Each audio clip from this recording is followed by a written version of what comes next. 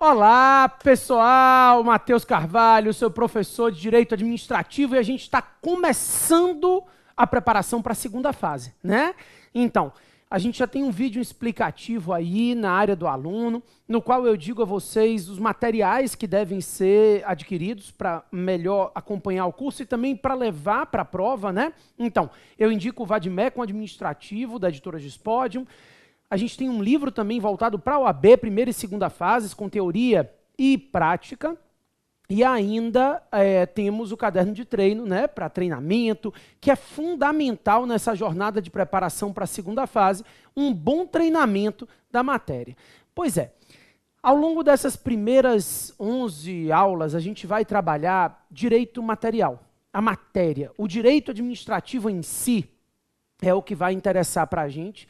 Ao longo de todos esses blocos que a gente for conversando aí, então a gente vai dividir as aulas em 4 blocos e eu pretendo trabalhar cada um dos conteúdos com profundidade necessária para a sua prova.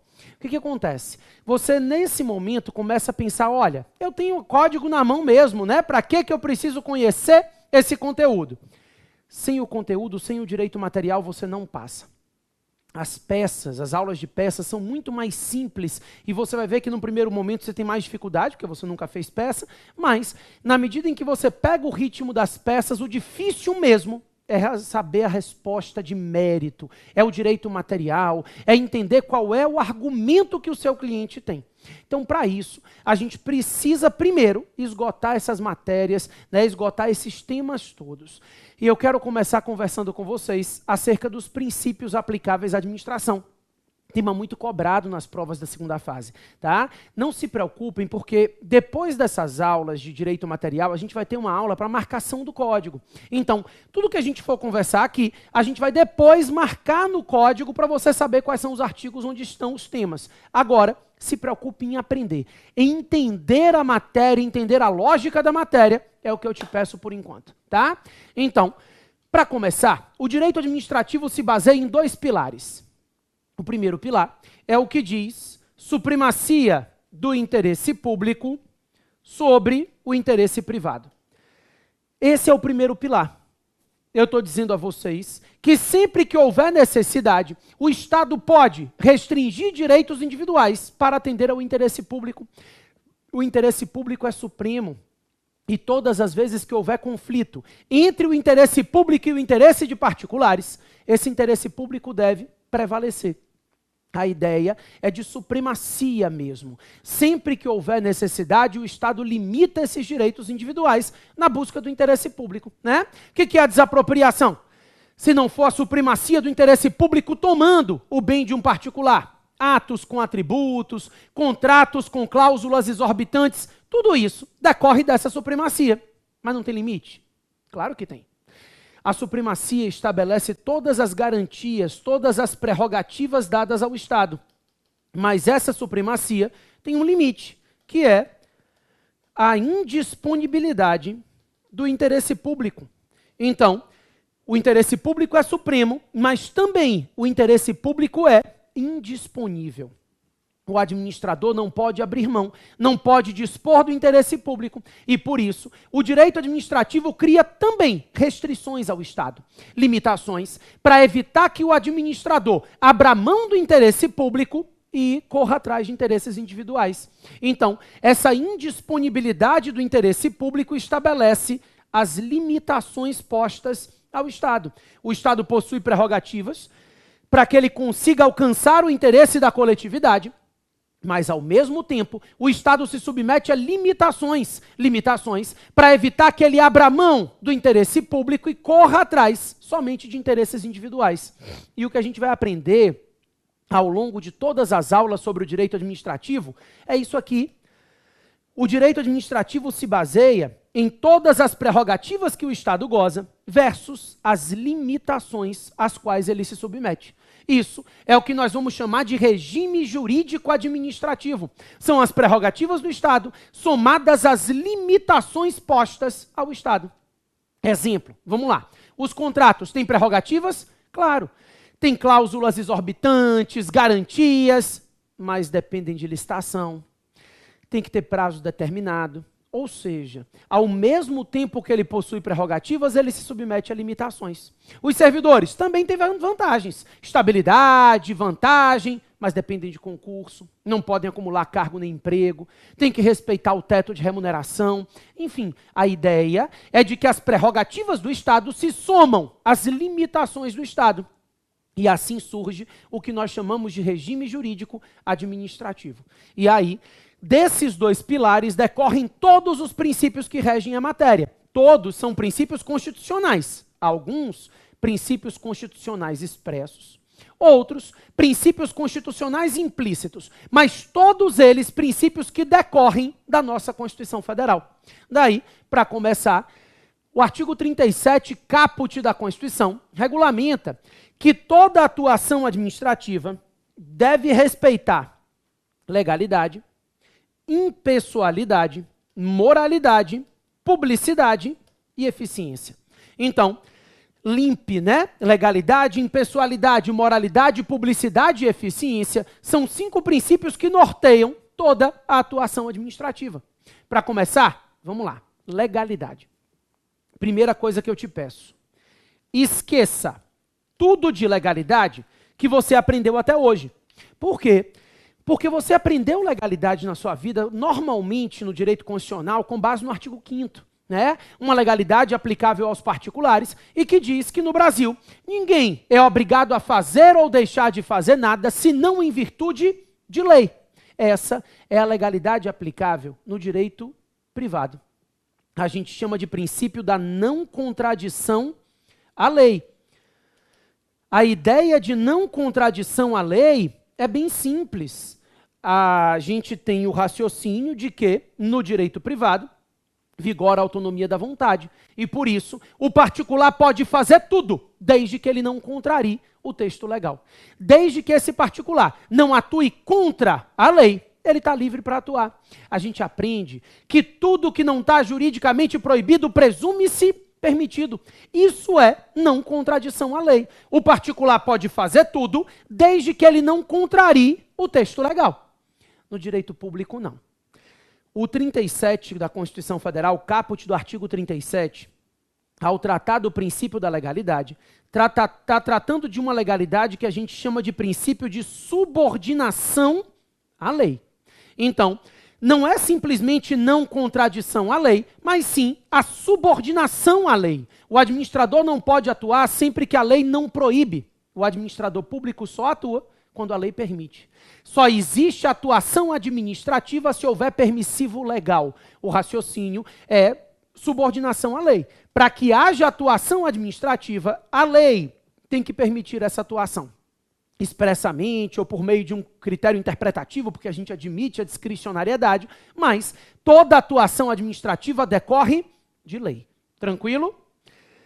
Além da legalidade, impessoalidade. Impessoalidade significa não discriminação. Vou até mudar de cor aqui. Numa prova, a princípio, nós temos 2 enfoques acerca da impessoalidade. Esse é o enfoque tradicional, a impessoalidade como garantia de não discriminação. Ou seja, no momento que o administrador público atua, ele não enxerga a pessoa que vai ser atingida pelo ato. A não discriminação não é necessariamente discriminação para prejudicar. Quando se fala de não discriminação, eu estou lhe dizendo que ele não pode discriminar nem para prejudicar e nem para beneficiar. O raciocínio é de que a atuação administrativa deve ser não discriminatória. Quando o administrador público atua, ele não pode atuar se preocupando em saber quem são as pessoas que serão atingidas pelo ato. Seja para beneficiar, seja para prejudicar, não é relevante saber quem são as pessoas que serão atingidas pelo ato. Isso é não discriminação, né? Então, nomeie um servidor. Quem? Não sei. Primeiro colocado no concurso. Né? Então, contrate alguém. Quem é? Eu não sei. É o vencedor da licitação.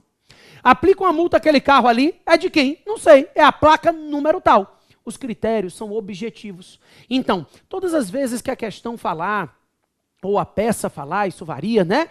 Acerca de institutos como concursos públicos, licitações, tudo isso visa resguardar a impessoalidade. Os critérios de um concurso, os critérios de uma licitação são critérios objetivos, critérios não pessoais. A pessoa que vai ser atingida pelo ato não é relevante na análise desses critérios. Isso é impessoalidade. É impessoalidade como não discriminação. Então, não me interessa saber quem é a pessoa que vai ser atingida pelo ato. Independentemente de quem seja essa pessoa, a atuação administrativa deverá ser a mesma. Isso é impessoalidade na atuação pública, certo? Inclusive, esse enfoque da impessoalidade é o que faz nascer a súmula vinculante número 13. A súmula do nepotismo, ela se baseia na impessoalidade. O nepotismo viola, antes de mais nada, o princípio da impessoalidade. Claro que a gente enxerga o nepotismo violando moralidade, outros princípios também são violados, mas aqui claramente a impessoalidade é violada, porque a nomeação de um parente não é feita para atender ao interesse público, mas para atender ao interesse da sua família, daquele parente, né? Ou seja, é um critério absolutamente pessoal, é um critério que se baseia na pessoa do meu parente. Nomeou por quê? Porque é meu parente, família. Então, o critério é um critério pessoal. Então, a ideia da súmula vinculante número 13, de vedar o nepotismo, não se aplicando para a nomeação de agentes políticos, tá? O STF meio que chancelou esse entendimento aí na ameaça do presidente Bolsonaro de nomear o filho dele para embaixador, mostrou que o posicionamento da Corte continua aquele de 2009. Eles, pelo menos, já mostraram, né, disseram para quem quisesse ouvir, que o entendimento da Corte continua vigente, de que a nomeação para exercer um cargo político é ato político. E atos políticos não se submetem à súmula vinculante. Então, essa súmula vinculante número 13 veda a nomeação de parente até o 3º grau civil e cônjuge ou companheiro para exercer atividade sob a chefia da autoridade nomeante. Vedadas, inclusive, as designações recíprocas, né? Para eu não nomear sua mulher para ser minha assessora e você nomear a minha para ser a sua assessora. O nepotismo cruzado. Mas, a princípio, fora a situação de nomeação de parentes para cargos políticos, não pode haver nepotismo dentro da administração. Além desse enfoque, a impessoalidade ganha um segundo enfoque. Impessoalidade é não discriminação, ninguém discute. Mas também a impessoalidade deve ser enxergada sob a ótica do agente público. A ideia é de que quando o agente público atua, não é a pessoa do agente que está atuando, mas sim o Estado atuando por meio desse agente. Isso é impessoalidade.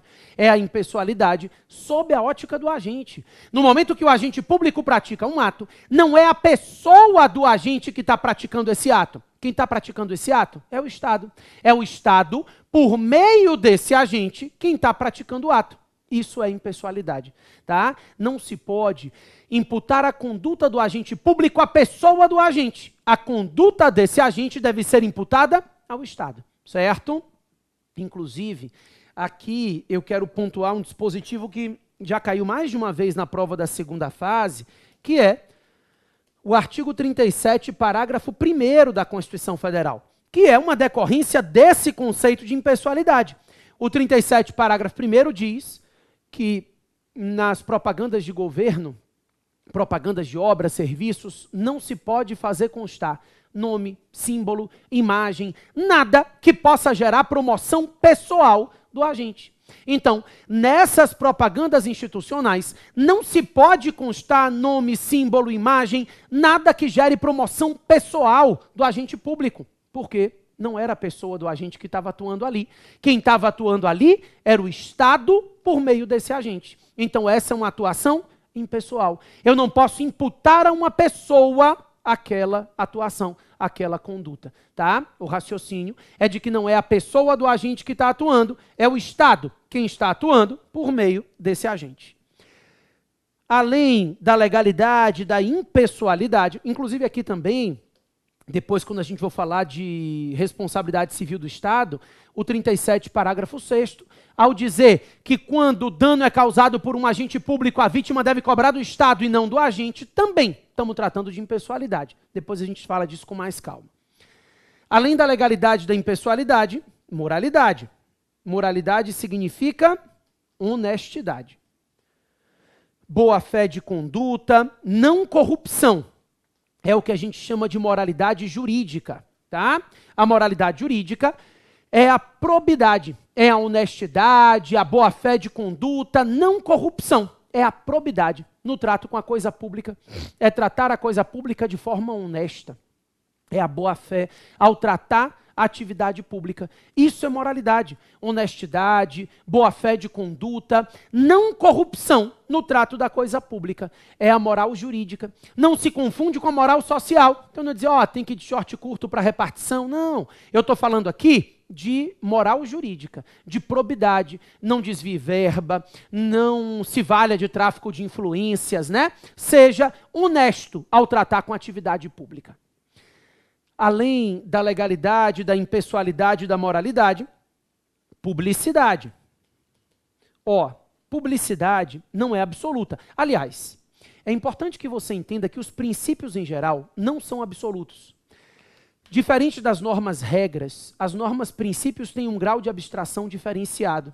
E por isso, sempre que houver conflito entre elas, né, entre os princípios, deverá haver uma ponderação de interesses. O raciocínio é de que esses princípios devem ser ponderados caso a caso.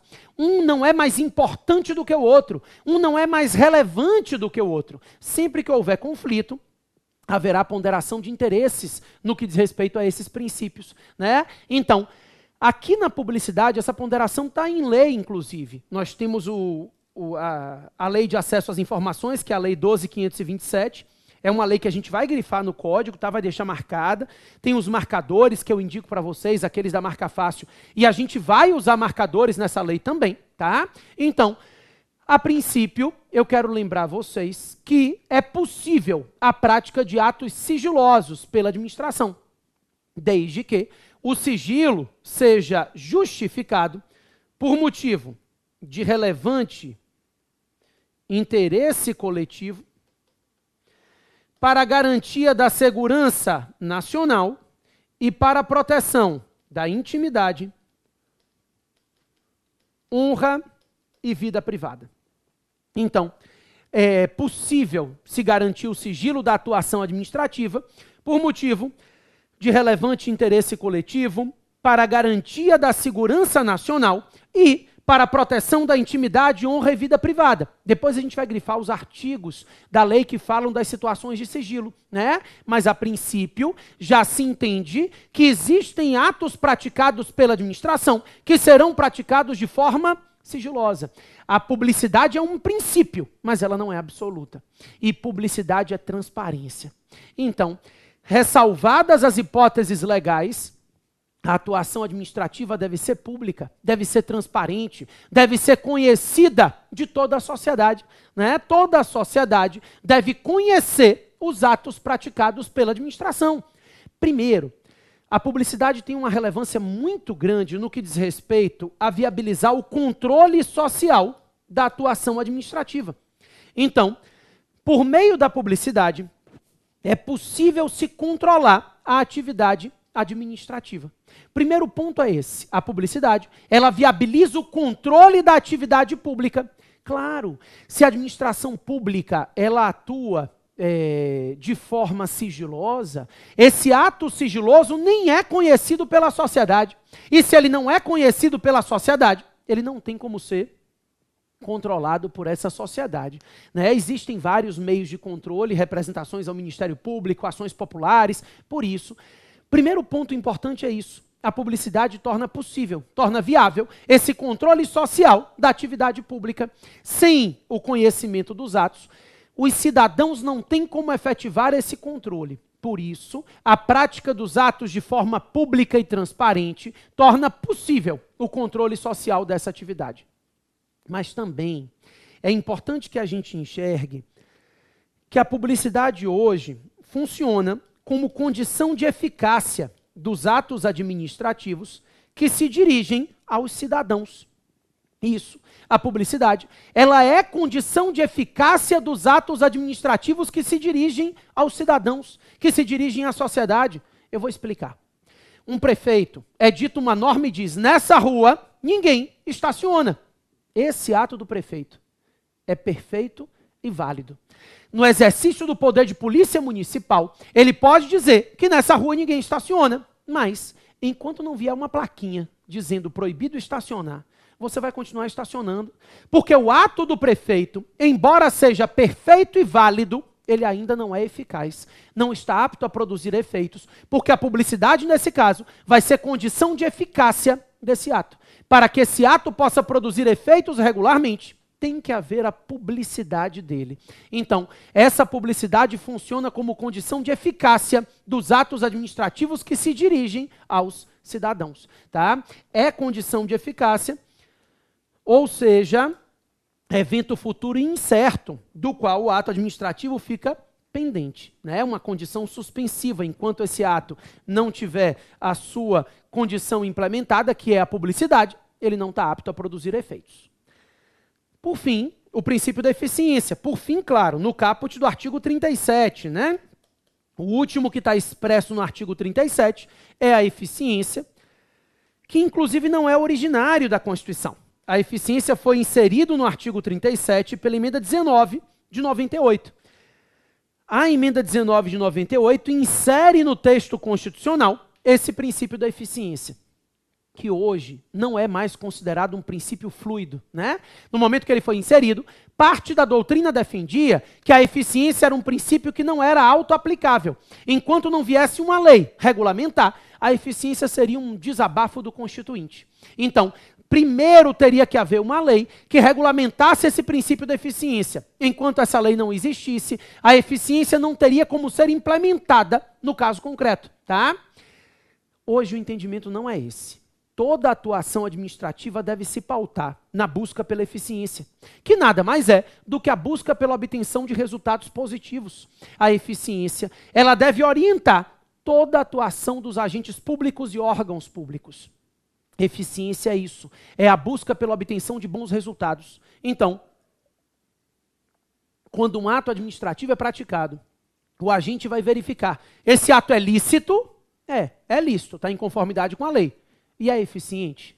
Esse ato vai conseguir alcançar bons resultados? Então, a eficiência se torna um critério relevante para a atuação administrativa e é concretizada na própria Constituição. Por exemplo, a mesma emenda 19, que inseriu o princípio da eficiência no caput do artigo 37, essa mesma emenda 19, chegou no artigo 41 e disse o seguinte: para o servidor público adquirir estabilidade, ele agora terá que ter 3 anos de exercício e mais a aprovação por uma avaliação especial de desempenho.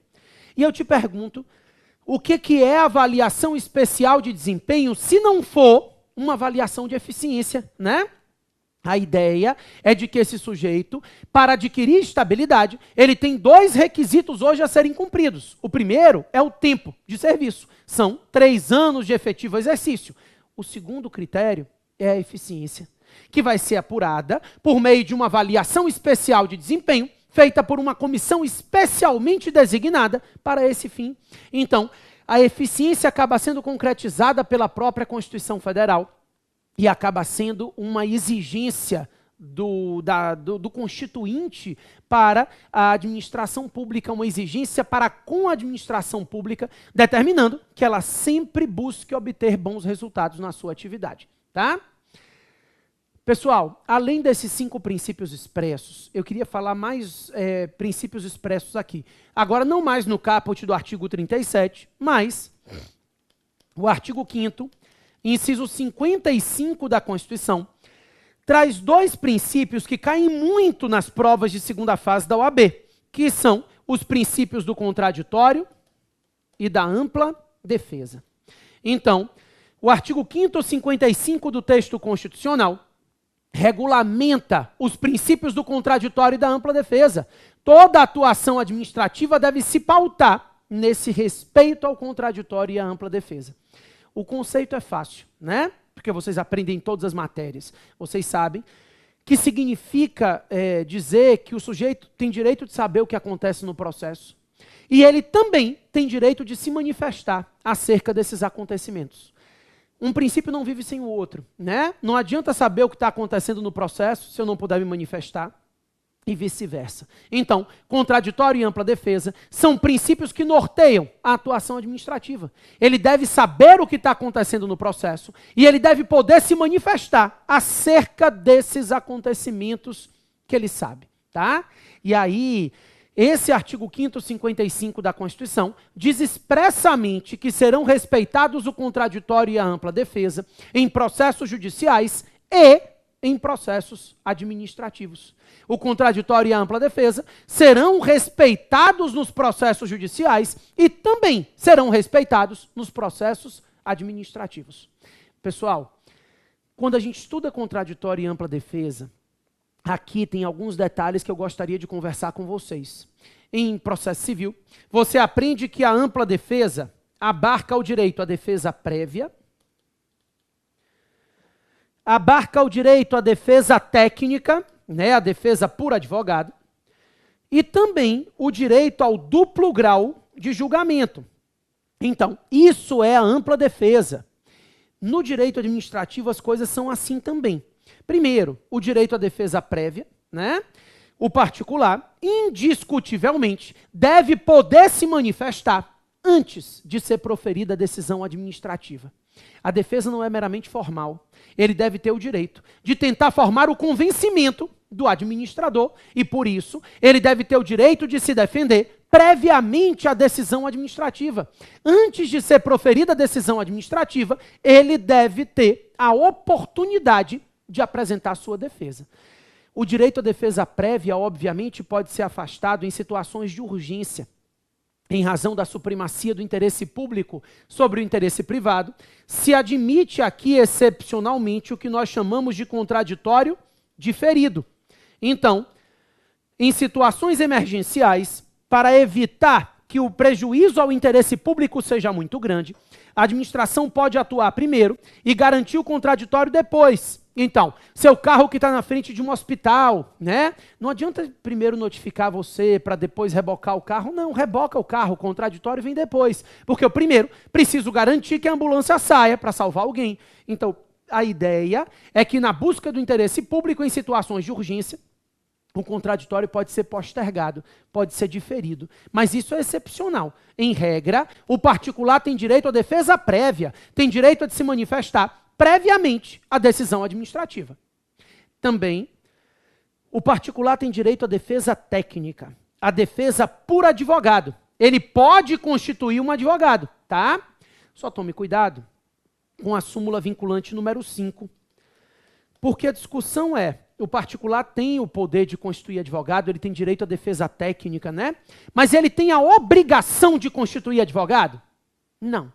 A súmula vinculante número 5 diz que a ausência de defesa técnica, por vontade do particular, não gera nulidade do processo. Esse por vontade do particular sou eu que estou acrescentando, porque eu estou lhe dizendo que a administração pública não pode negar ao particular o direito à defesa técnica ou o direito a constituir advogado. Na verdade, ele tem o direito à defesa técnica, mas se ele não quiser, ele pode exercer o postulante dele na esfera administrativa sem advogado. Ele pode se defender pessoalmente, caso ele não queira constituir essa defesa técnica, tá? Inclusive, se houver advogado no processo, diz a súmula 343 do STJ, havendo advogado, esse advogado terá direito de participar de todas as fases do processo. Então, se houver advogado no processo, não se pode impedir que esse advogado participe de nenhuma das fases do processo administrativo, tá? A ideia é de que essa súmula 343 garante, desde que ele tenha advogado, que esse advogado participe de todas as fases do processo. Então, ele pode constituir advogado, mas ele pode não constituir, caso ele entenda por bem se defender pessoalmente. É a súmula vinculante número 5. A administração não pode negar a ele a defesa técnica, mas ele pode optar por não ter a defesa técnica, por não constituir advogado, tá? Já volto para a gente falar um pouquinho sobre o duplo grau de julgamento aqui.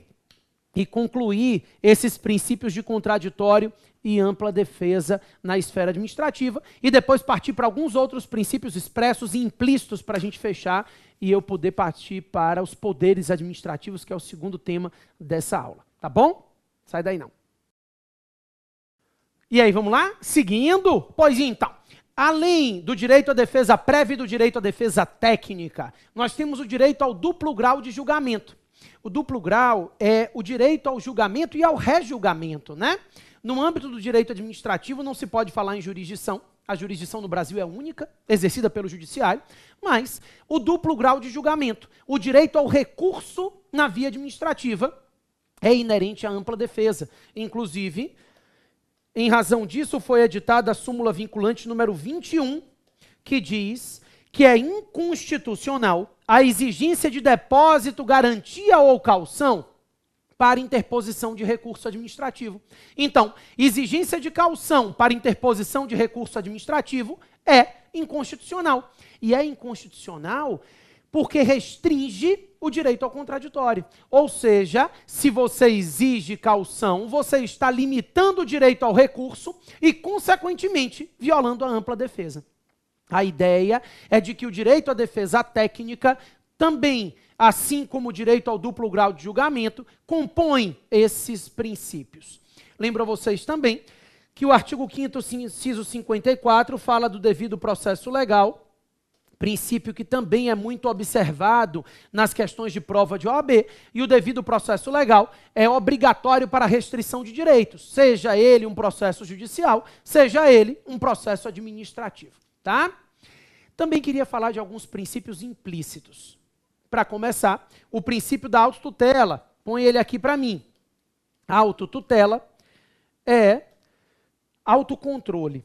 A súmula 473 do STF, ela traz para a gente essa ideia de autotutela. Ela estabelece que a administração tem o poder de rever os seus próprios atos, independentemente de provocação. Então, ainda que não tenha sido provocado por ninguém, a administração pública tem o poder e dever de rever os atos que ela pratica. E aí, ela tem o poder de rever os seus próprios atos, anulando-os, se eles tiverem um vício de ilegalidade, e revogando-os por motivo de mérito, de interesse público, de oportunidade e conveniência. Alguns pontos importantes aqui. Primeiro, a autotutela não depende de provocação do interessado. É possível que o interessado provoque, porque existe o direito de petição, né? O artigo 5º, inciso 34 da Constituição Federal, traz o direito de petição e diz que qualquer cidadão é parte legítima para peticionar aos órgãos públicos requerendo a anulação de atos lesivos. Mas, ainda que não haja provocação de nenhum interessado, é possível a provocação, mas ainda que não haja, a administração pode e deve, de ofício, rever os atos que ela pratica. Inclusive, essa instauração de processos para análise de atos pode se dar, inclusive, por denúncia anônima, né? É a súmula 611 do STJ, que chancela que um processo administrativo seja instaurado em decorrência de uma denúncia anônima. Aconteceu uma denúncia anônima, isso gerou investigações, e no bojo das investigações a administração verificou o fato e decidiu instaurar o processo. Então ela pode instaurar de ofício em decorrência de uma denúncia anônima anterior. A ideia é de que o particular, ele pode provocar, mas não havendo provocação, a administração pode instaurar o processo e pode rever os seus atos e deve. E aí, se o ato for ilegal, a administração pode e deve determinar a anulação desse ato ilegal. Os atos ilícitos devem ser anulados. Agora, se o ato for legal, for lícito, a administração, ela pode revogar esse ato porque não há mais interesse público, oportunidade e conveniência na manutenção desse ato. Então, a anulação pode decorrer de vício de ilegalidade, e a revogação, mesmo sendo um ato válido, é possível, né? Então, a administração exerce a sua autotutela sobre atos inválidos, mas ela também exerce o seu poder de autotutela sobre atos válidos, determinando a revogação dos atos válidos quando não houver mais interesse público na manutenção desse ato. Ok? Beleza. Pessoal, autotutela é autocontrole, isso já ficou na nossa cabeça, não depende de provocação. Também queria conversar com vocês acerca dos princípios da razoabilidade e da proporcionalidade. O entendimento majoritário é de que a proporcionalidade é inerente à razoabilidade, né? E essa razoabilidade é uma das maiores limitadoras do que a gente chama de discricionariedade do gestor. Porque todas as vezes que esse gestor tiver uma margem de escolha nos limites da lei, a escolha dele tem que se dar dentro de padrões razoáveis. Razoabilidade nada mais é do que a aceitabilidade social da conduta. A conduta razoável é aquela conduta socialmente aceitável. A sociedade olha e diz assim, está dentro do que eu esperava do gestor, né? Isso é razoabilidade. Uma atuação razoável é uma atuação que tem aceitabilidade social. A atuação administrativa deve se pautar nessa busca de razoabilidade. Claro que vocês conseguem entender que todas as vezes que a administração pública, numa atuação discricionária, né, opta por uma atividade ao invés de outra, ela está fazendo isso com base em critérios de razoabilidade. Ou seja, ela está fazendo isso dentro de um contexto do razoável. Se a atuação administrativa, a pretexto de exercer uma análise de mérito, extrapola os limites do razoável, cabe anulação judicial. O judiciário pode intervir, porque a atuação administrativa que viola a razoabilidade está violando a lei, né, em sentido amplo, abrangendo os princípios constitucionais. Então, a ideia é de que a atuação administrativa deve ser razoável e proporcional. A proporcionalidade cai muito nas provas da gente no que diz respeito à aplicação de penalidades, né? As consequências do ato devem ser proporcionais ao motivo que ensejou a prática do ato. Então, uma pena, ela não pode e não deve ser nem mais intensa, nem menos intensa do que o necessário a punir aquela infração praticada, né? Isso é proporcionalidade. A penalidade deve ser proporcional à gravidade da infração que ensejou a aplicação daquela pena, por exemplo, tá? Também eu queria conversar com vocês ainda nos princípios implícitos, acerca do princípio da segurança jurídica. A segurança jurídica, ela resguarda situações já consolidadas. Tá? Razoabilidade, proporcionalidade, segurança jurídica, todas estão no artigo 2º da Lei 9784. Depois, lá na aula de marcação de código, a gente vai marcar essa lei. E a Lei 9784, no iniciozinho, ela traz vários princípios, alguns expressos na Constituição e repetidos lá, outros que não estão expressos na Constituição, mas estão implícitos na Constituição e estão previstos na lei. O fato é que a atuação administrativa deve respeitar essa segurança jurídica, que justifica a existência de prazos prescricionais, a existência de prazos decadenciais, a impossibilidade de retroação da atividade administrativa que interfira na esfera jurídica dos particulares, tudo isso diz respeito a essa segurança jurídica, né? Inclusive, o artigo 2º, parágrafo único, inciso 13 da Lei 9784, ele traz uma regra que cai muito nas provas. Ele diz que a nova interpretação da norma administrativa não pode retroagir para violar direitos de terceiros.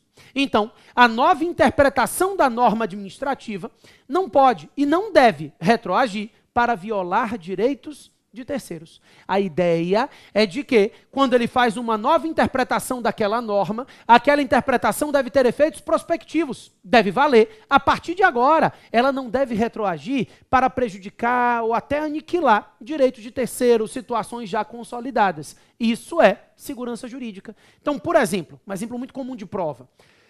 A administração pública, uma lei X concedia um benefício a uma carreira, e a administração, interpretando a lei, concedeu esse benefício também para a carreira Y. Então, a carreira Y passou a receber um benefício de gratificação em virtude da decisão administrativa que, interpretando a lei, considerou que deveria se ampliar esse benefício também para a carreira Y. O que aconteceu é que 1 ano depois, a administração decidiu reinterpretar essa lei. E reinterpretando a lei, considerou que ela não abarcaria a carreira Y. Decidiu cortar a remuneração, o benefício da carreira Y. Pode fazer isso? Pode. E pode pedir que eles devolvam os 12 meses que receberam de boa fé? Não. Porque aí a gente está diante da segurança jurídica, né? Então, essa nova interpretação não pode retroagir para violar os direitos adquiridos, as situações consolidadas e os direitos de terceiros. Bacana? Beleza. Também eu queria falar sobre o princípio da continuidade. O da continuidade, ele traz muitos aspectos relevantes para a gente. Primeiro, eu lembro a vocês que o princípio da continuidade hoje está regulamentado no artigo 6º, parágrafo 1º da Lei 8987 de 95. Então, o artigo 6º, parágrafo 1º da Lei 8987 traz, dentre outros princípios a serem observados na prestação de serviços, o princípio da continuidade. A continuidade não diz respeito somente a serviços públicos. Deve-se respeitar a continuidade da atividade administrativa. A atividade administrativa deve ser contínua. A ideia é de que a atuação estatal deve ser ininterrupta. A administração não deve interromper as suas atividades. Isso gera 3 discussões importantes para a gente aqui. Primeira pergunta: se a atividade administrativa deve ser contínua, servidor público tem direito de greve? Segunda, pode interromper o serviço por inadimplemento do usuário? Terceira, é possível se valer um particular de uma exceção de contrato não cumprido em face do Estado? Vamos lá. Minha primeira pergunta é greve.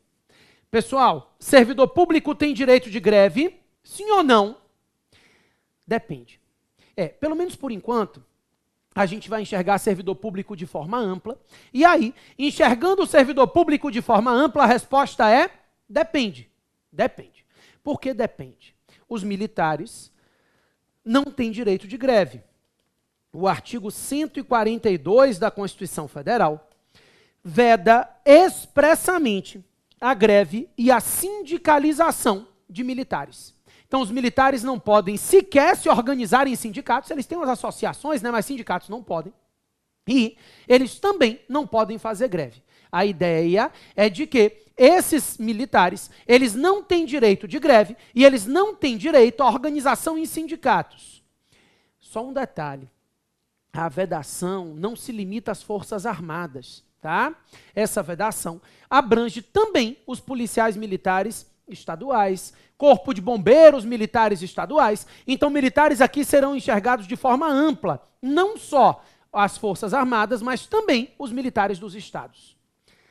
O Supremo Tribunal Federal, num entendimento muito controverso, pelo menos eu considero ruim, mas controverso, decidiu que essa norma tem como intuito resguardar a segurança pública e, por isso, fazendo uma interpretação analógica do dispositivo, o STF passou a entender que os policiais civis também não têm direito de greve.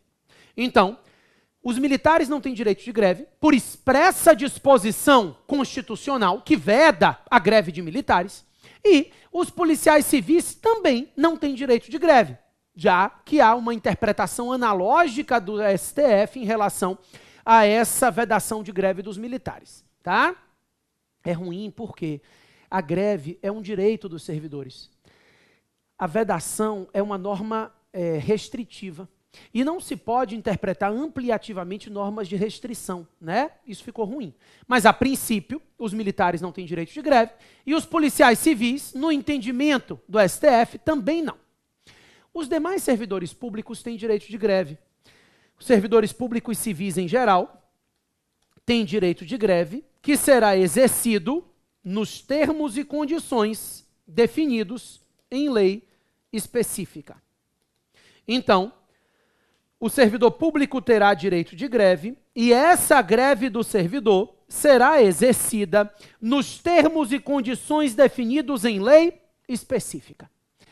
Não é lei complementar. Lei específica é lei ordinária mesmo. Então, tem que haver uma lei específica para regulamentar o direito de greve desses servidores. Beleza. Pessoal, essa lei específica não existe. Então, começou-se a discutir se esses servidores públicos teriam como exercer o direito de greve deles diante da ausência de lei específica. Já que não há lei específica, o servidor público tem como exercer o direito de greve? Essa é a questão. A princípio, não. Lembre que o STF pacificou o entendimento de que o direito de greve do servidor é uma norma de eficácia limitada. Então, o servidor público tem direito de greve, isso é indiscutível, mas o exercício desse direito fica limitado à edição de uma lei que o regulamente. Enquanto não houver lei, ele tem direito de greve, mas ele não tem como exercer. O exercício fica dependendo da edição da lei. Não havendo a lei, ele tem o direito, mas ele não tem como exercer esse direito. Dentro desse contexto, o Supremo Tribunal Federal, em vários mandados de injunção, passaram a entender que enquanto não vier uma lei regulamentar o direito de greve do servidor, esse servidor público poderá fazer greve nos moldes da Lei Geral de Greve. Então, a 7783, que é a Lei Geral de Greve, ela vai se aplicar aos servidores públicos até que venha uma lei específica regulamentar esse direito. Enquanto não vier uma lei específica regulamentar, o servidor fará greve nos moldes da Lei Geral de Greve. Então, vai respeitar ali percentuais para serviços inadiáveis. As regras da Lei Geral de Greve serão aplicadas para garantir o direito de greve do servidor.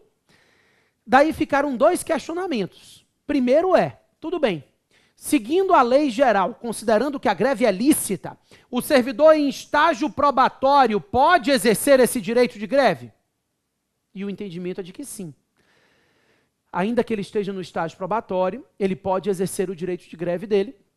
Esse servidor em estágio probatório poderá exercer o direito de greve. Né? Não há qualquer vedação legal. Se a greve é lícita, não me importa se ele já cumpriu o estágio probatório ou não, ele poderá licitamente e regularmente exercer o direito de greve. A segunda pergunta é remuneração.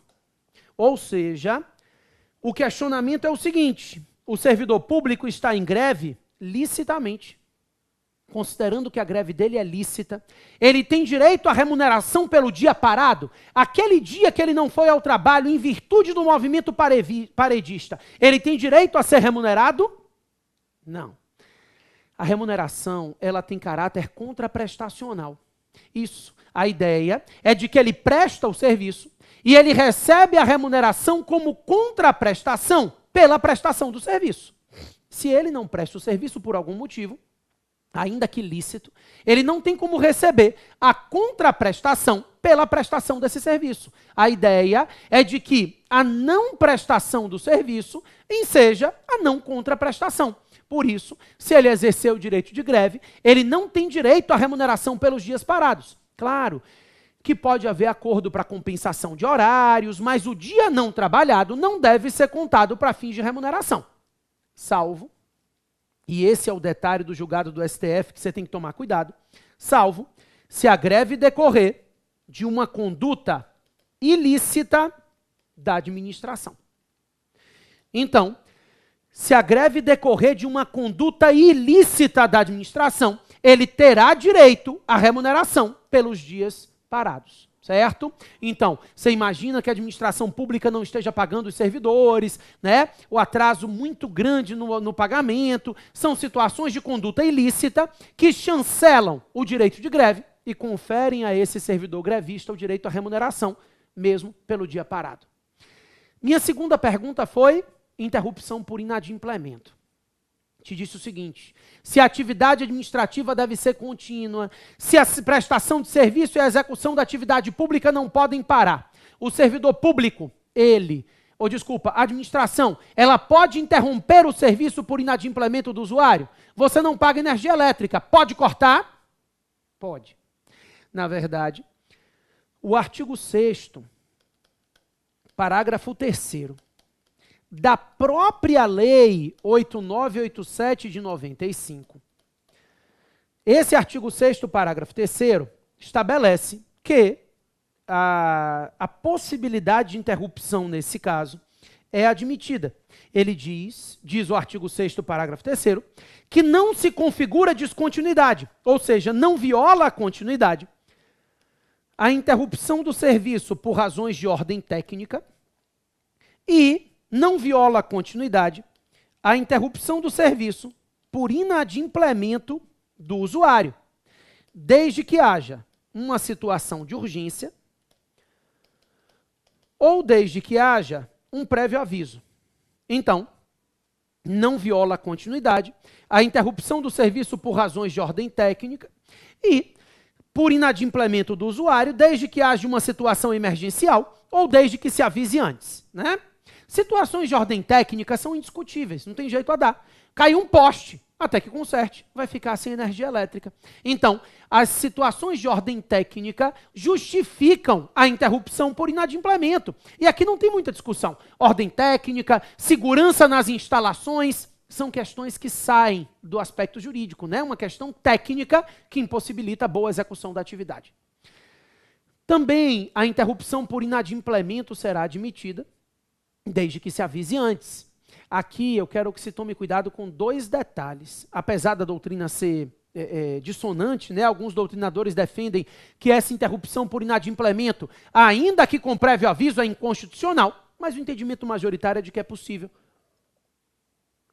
O entendimento majoritário é no sentido de se seguir a lei, o artigo 6º, parágrafo 3º da Lei 8987. A questão é, dois aspectos aqui valem a pena para fins de prova, se você tiver que defender um usuário de um serviço em uma determinada ação anulatória, ou mandado de segurança, que pode acontecer muito nas provas de vocês, né? Primeiro, o inadimplemento tem que ser atual. Então esse é o primeiro aspecto. Não pode haver interrupção do serviço se o inadimplemento for pretérito, ou seja, o seu cliente não pagou o mês de março, depois ele pagou abril, maio, junho, julho, a administração foi lá e interrompeu o serviço de energia elétrica em virtude do pagamento em aberto lá no mês de março. Pode? Não pode. Essa interrupção depende do inadimplemento ser atual. A ideia é de que esse inadimplemento precisa ser o inadimplemento atual. Senão, não é possível a interrupção. Para que seja viável a interrupção, o inadimplemento precisa ser atual e não pretérito. Além disso, a interrupção por inadimplemento, ela precisa resguardar os interesses da coletividade. Então, não se pode paralisar um serviço essencial à coletividade. Então, se você não paga energia elétrica, pode cortar? Pode, claro. E se um hospital não paga energia elétrica, pode cortar? Não. Nesse caso, a interrupção do serviço causaria uma paralisação à atividade de saúde, né? E poderia causar um prejuízo à coletividade muito maior do que a sua manutenção. Por isso, a interrupção por inadimplemento é possível, desde que haja um prévio aviso, desde que o inadimplemento seja atual e resguardados os interesses da coletividade. Então, essa interrupção, ela não pode paralisar um serviço essencial à coletividade. Isso é importante, ok? Então, é importante que são bem nesses aspectos que a prova vai pegar vocês. O seu cliente vai ter uma interrupção por causa de um não pagamento de um mês há muito atrás, né? Então, vocês vão se deparar com situações similares aí na hora da prova, ok? Beleza. Com tudo isso entendido, eu tenho uma terceira pergunta, né? Um terceiro aspecto aqui a trabalhar, quando a gente fala do princípio da continuidade. Então, eu falei sobre greve, falei sobre interrupção por inadimplemento, e a minha terceira questão é possível que um particular que contratou com o Estado se valha da exceção de contrato não cumprido em face do inadimplemento do Estado? Vou explicar. Exceção de contrato não cumprido, ou exceptio non adimplente contractus. Vamos para o direito civil, né? No direito civil, a exceção de contrato não cumprido é bem simples. contrata B para fazer alguma coisa mediante pagamento. Direito privado, A particular, contrata B para fazer alguma coisa mediante pagamento. Se A não paga, B não faz. Isso é exceção de contrato não cumprido. Se você não cumpre a sua parte no contrato, não pode exigir que eu cumpra a minha parte no mesmo contrato. A ideia da exceção de contrato não cumprido é justamente essa. Se você não está cumprindo a sua parte no contrato, não pode exigir que eu cumpra a minha parte desse contrato. Agora, vamos lá. Considere que A seja administração pública. A administração contratou B para fazer a limpeza de uma cidade. Se a administração não paga, B pode deixar a cidade no lixo, sim ou não? Não pode. Automaticamente não, mas depois de um prazo, sim. O que acontece? O artigo 78, inciso 15 da Lei 8666, estabelece que se a administração pública for inadimplente por mais de 90 dias, o particular pode suspender a execução do contrato. Vamos enxergar isso aqui sobre a ótica do princípio da continuidade. Eu estou lhe dizendo que um particular que contrata com a administração é obrigado a suportar até 90 dias de inadimplemento do Estado, mantendo a execução da atividade. Depois de 90 dias de inadimplemento, esse particular pode suspender a execução do contrato se valendo da exceção de contrato não cumprido. Então a gente costuma dizer que a exceção de contrato não cumprido em direito administrativo deverá ser diferida ou postergada. Então, se aplica a exceção de contrato não cumprido, mas de forma postergada, de forma diferida. Esse é o raciocínio. Essa exceção de contrato não cumprido, ela deve ser considerada de forma diferida, de forma postergada. A princípio, a administração pública, ela precisa garantir o pagamento ao particular, mas se ela não pagar, esse particular não pode suspender a execução do contrato por até 90 dias, como forma de se garantir a continuidade da execução. Se a administração for inadimplente depois desses 90 dias, aí não se considera nem por lei razoável que o particular seja obrigado a manter a sua atividade em execução. Ok? O último princípio implícito que eu queria conversar com vocês é o princípio da motivação. Seguinte, o princípio da motivação, também previsto lá no artigo 2º da Lei 9784, no primeiro momento é bem simples. Ele traduz para a gente a ideia de que os atos praticados pela administração devem ser fundamentados. No momento que a administração pratica um ato, ela precisa motivar, ela precisa fundamentar os atos que ela pratica.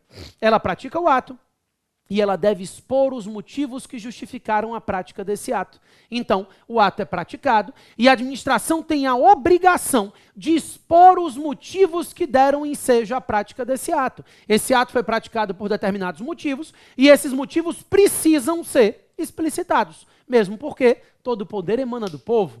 O administrador precisa expor aos cidadãos a razão pela qual o ato está sendo praticado daquela forma, né? Existem exceções, claro. A exceção clássica está no artigo 37, inciso 2 da Constituição, né? Que diz que os cargos em comissão são cargos de livre nomeação e livre exoneração. Então, a nomeação, a exoneração de servidores comissionados são livres de motivação. Não há necessidade de motivação, porque existe expressa disposição constitucional, no sentido de que essa motivação é livre. Esse ato é livre e essa motivação é desnecessária. Então, é livre a exoneração e a servidão e a nomeação de comissionados. Aqui tem um detalhe. O princípio da motivação hoje, ele ganhou um reforço bacana do artigo 20 da LINDB. A gente também vai falar da LINDB, tá? Quando eu for falar de atos, eu vou falar disso com mais calma. Mas, de antemão, a LINDB traz para a gente de volta o que a gente chama de princípio do consequencialismo jurídico. O que é o consequencialismo? Esse artigo 20 diz que nas decisões administrativas, ele fala administrativa, judicial, controladora, mas o que interessa para a gente é administrativa. As decisões administrativas não podem se pautar somente em valores jurídicos abstratos, devendo também considerar as consequências práticas da decisão. Isso é o consequencialismo. As decisões administrativas não se pautam somente em valores abstratos, devem também atentar para as consequências práticas da decisão. Essas consequências práticas precisam ser levadas em consideração no momento em que o administrador decide praticar um determinado ato. Ok? Beleza. Com tudo isso entendido, nos próximos 2 blocos eu pretendo conversar com vocês acerca de poderes administrativos, tá? Então, poder de polícia, normativo, hierárquico, vamos falar um pouquinho de cada um deles, tema também relevante para a prova de vocês. Valeu, pessoal? Já volto em 1 minuto, hein? E aí, vamos lá? Falar um pouquinho sobre os poderes da administração pública. E aí, quando eu trato de poderes administrativos, primeiro, é importante a gente entender que o direito administrativo não nasce para criar poderes de administração. Na verdade, ele nasce para limitar os poderes da administração pública, né? Até então, os poderes administrativos seriam ilimitados e se limitam esses poderes definindo restrições e até onde o poder da administração pode ir. Na verdade, a gente costuma dizer que esses poderes administrativos, eles são instrumentais. E o caráter instrumental decorre do fato de que esses poderes existem, nada mais, nada menos, do que como instrumentos necessários a que o Estado consiga alcançar o interesse público. Então não há poder pelo simples poder. Esse poder, ele só é legítimo enquanto for um instrumento necessário a atender o interesse público e na medida necessária a atender ao interesse público. Todas as vezes que o administrador extrapola o caráter instrumental e exerce o poder pelo simples poder, ocorre o que nós chamamos de abuso de poder. Então, o abuso de poder, ele vai acontecer nessas situações em que o Estado extrapola o caráter instrumental e exerce o poder em si mesmo, né? Exerce o poder pelo simples poder. Toma cuidado, porque no direito administrativo, essa expressão, abuso de poder, é uma expressão ampla. Nós vamos dividi-la em 2 espécies. O abuso de poder se divide em excesso de poder e em desvio de poder, sendo que o excesso de poder é vício de competência. Então, o excesso de poder é um vício de competência. Ocorre excesso de poder todas as vezes que o agente pratica o ato, excedendo, extrapolando a competência que lhe foi dada pela lei. Então, a lei permitia que ele atuasse até aqui e ele atuou até aqui.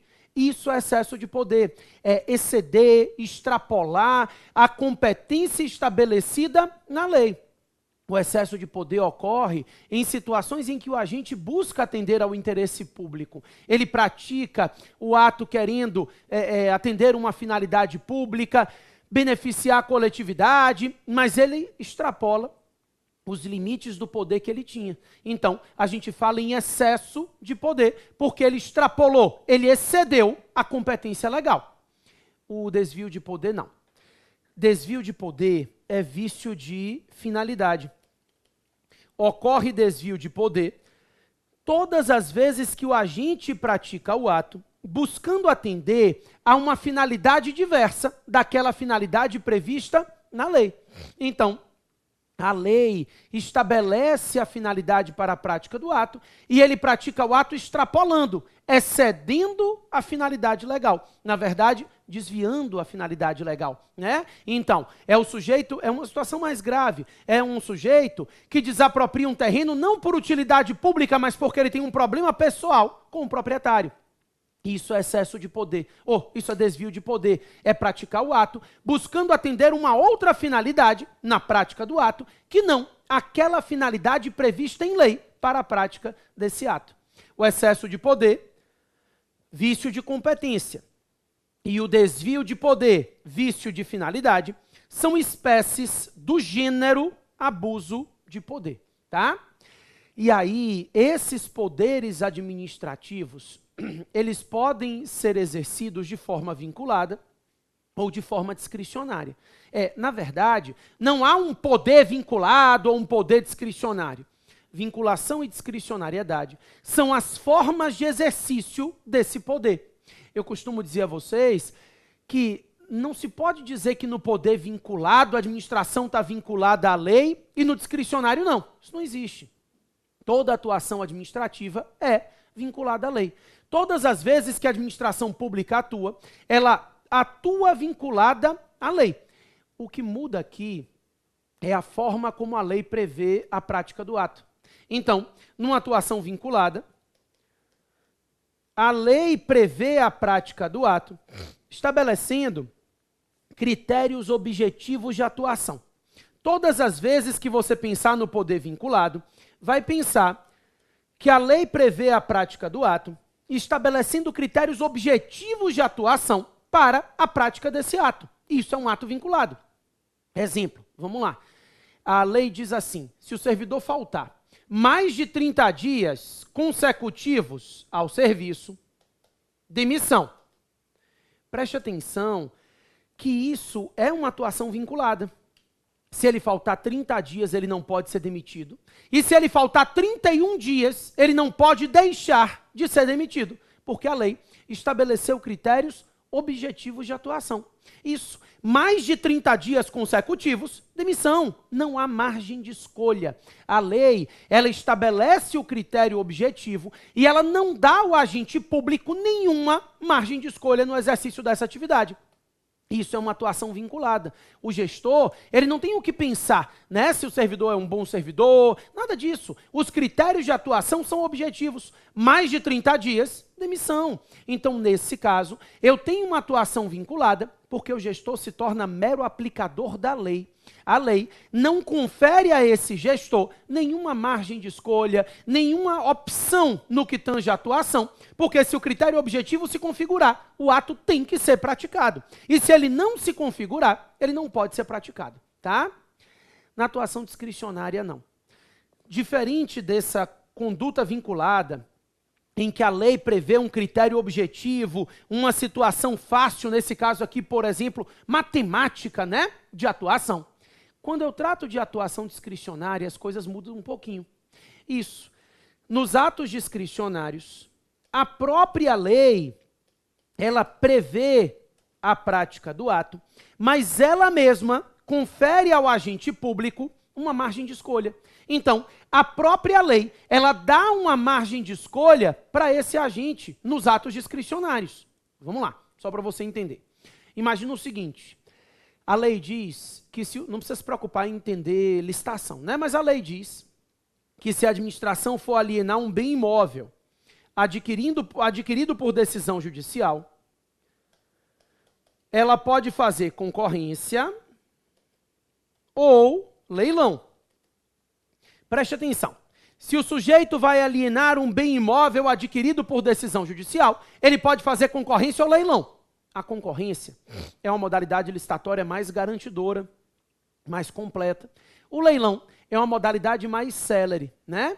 Então, em cada situação, cabe ao agente público verificar se naquele caso é melhor se valer de uma modalidade mais garantidora ou é melhor se valer de uma modalidade mais célere. Então, isso vai ter que ser definido caso a caso, situação a situação. A ideia é de que o critério de escolha é dado para o agente. A lei prevê os limites, né? Então, discricionariedade não é arbitrariedade. A lei fala que ele pode fazer concorrência ou leilão. Se ele fizer convite, se ele fizer tomada de preço, pregão, ele está atuando ilegalmente, né? Então, ele pode fazer ou concorrência ou leilão. A margem de escolha dele se dará dentro dos limites da lei. Nos limites dados pela lei, ele pode atuar de uma forma ou de outra. Essa possibilidade de definir a melhor forma de atuação no caso concreto é o que a gente chama de discricionariedade, é o que a gente vai chamar também, a partir de agora, de mérito administrativo. Então, a discricionariedade, o mérito administrativo, é justamente essa margem de escolha dada ao agente dentro dos limites da lei.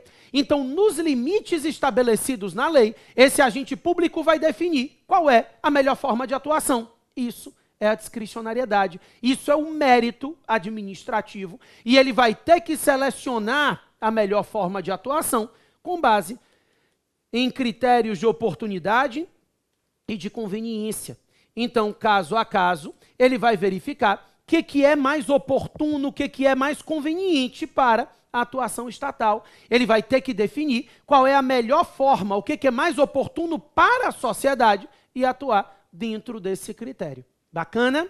Ótimo.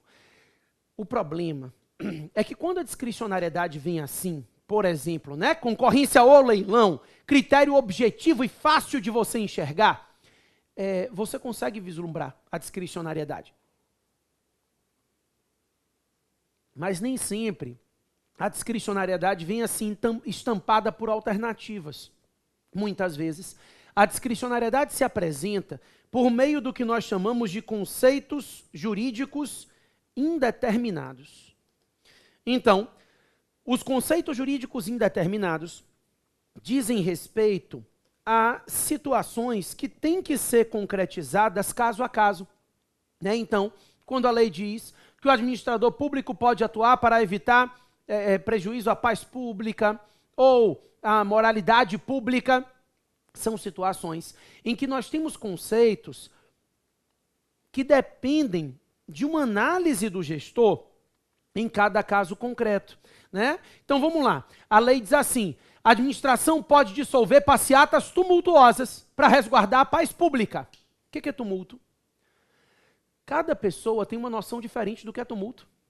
Tumulto para mim é uma coisa, para minha avó é outra, né? Para outro gestor vai ser outra coisa. Enfim, cada pessoa tem um entendimento diferente do que é tumulto.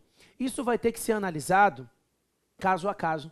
Se aquela situação é tumultuosa ou não. Vai variar de um gestor para o outro. Dois gestores diferentes vão ter posturas diferentes em relação à mesma passeata. Isso é mérito, né? Afinal, a passeata decorre da liberdade de expressão e de associação.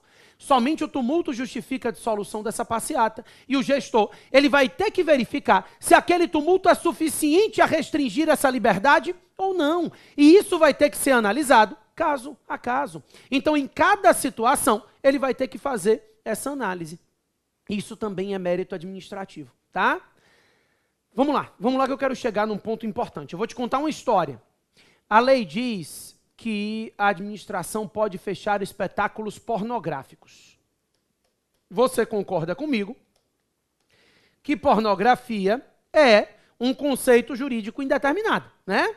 Eu tenho um pensamento sobre isso, minha avó tem outro, a Bruna Surfistinha tem outro. Enfim, cada pessoa tem uma noção diferente acerca de pornografia.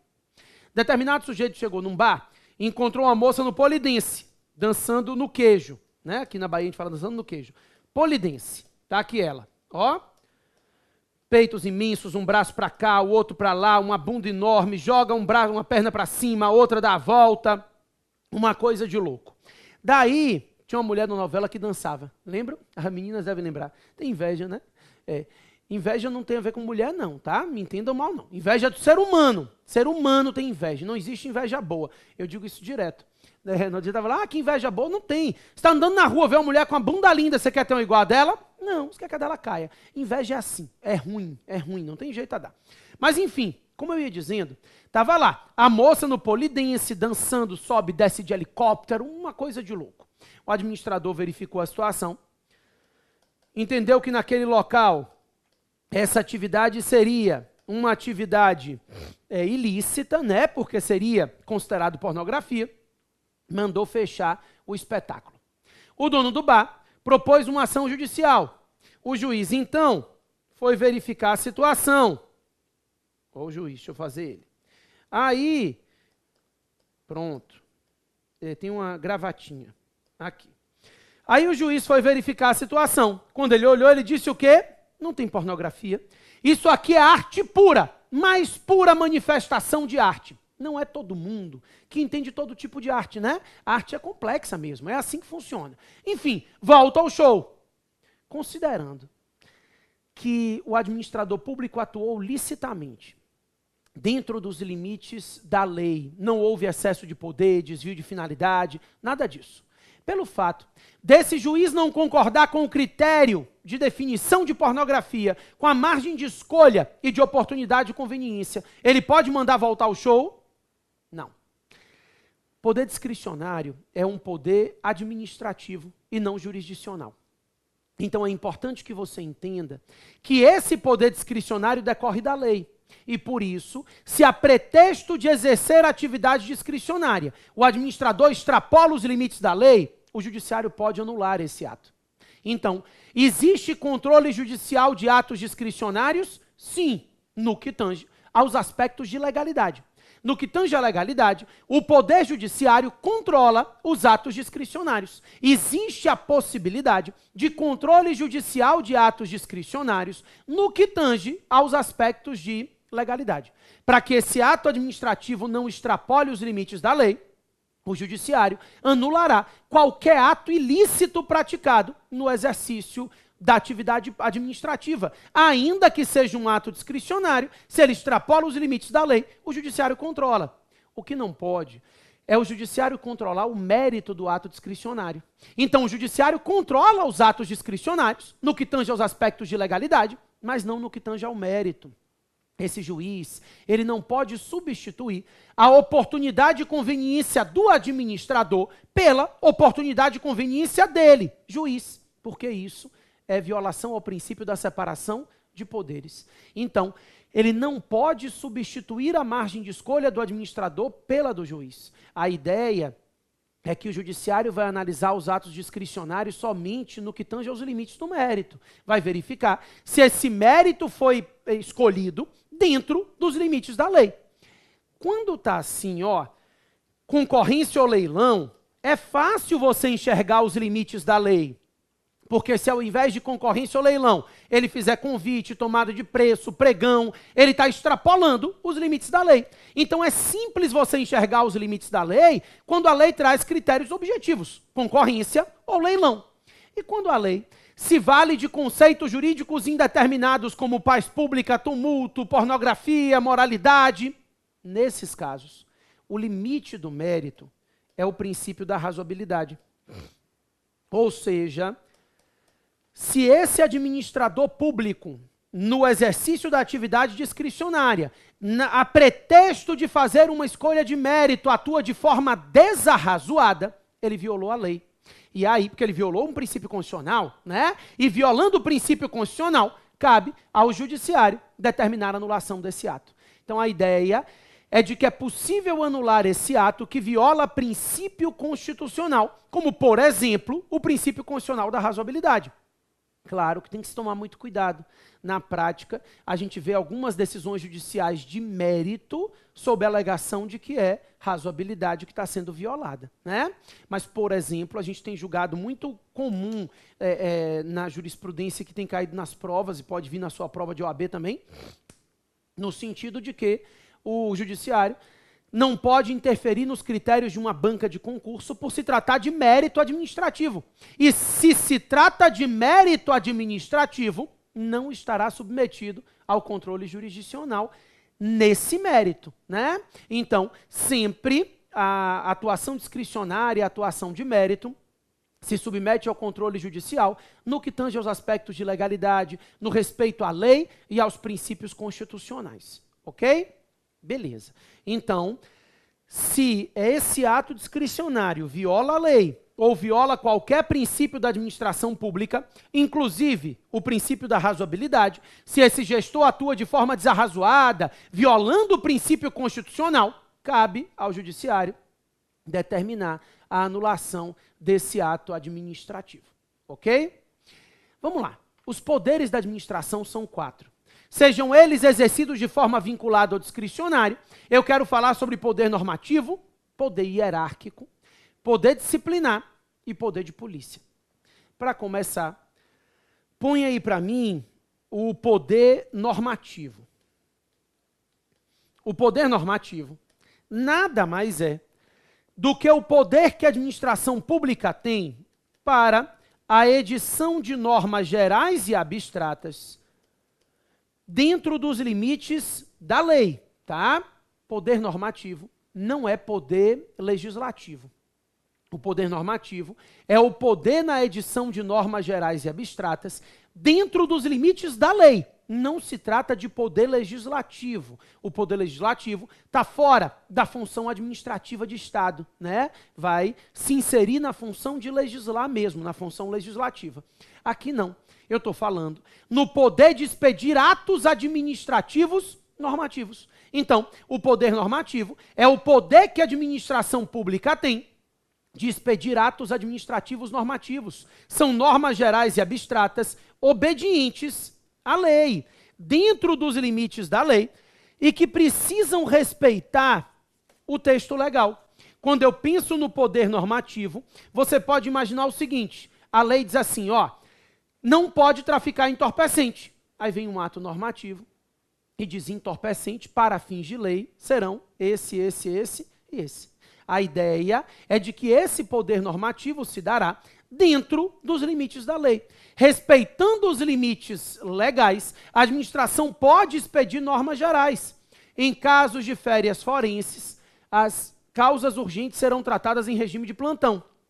Aí vem um ato normativo do presidente do tribunal e diz, ó, causa urgente para fins de plantão são essas aqui.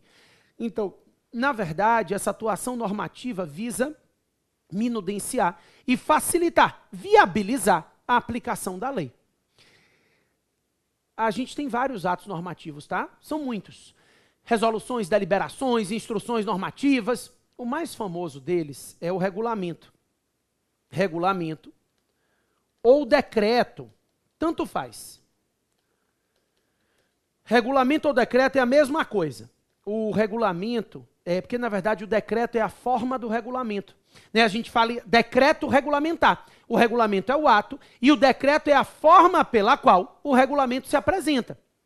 Pessoal, os regulamentos ou decretos, eles são atos privativos do chefe do Poder Executivo.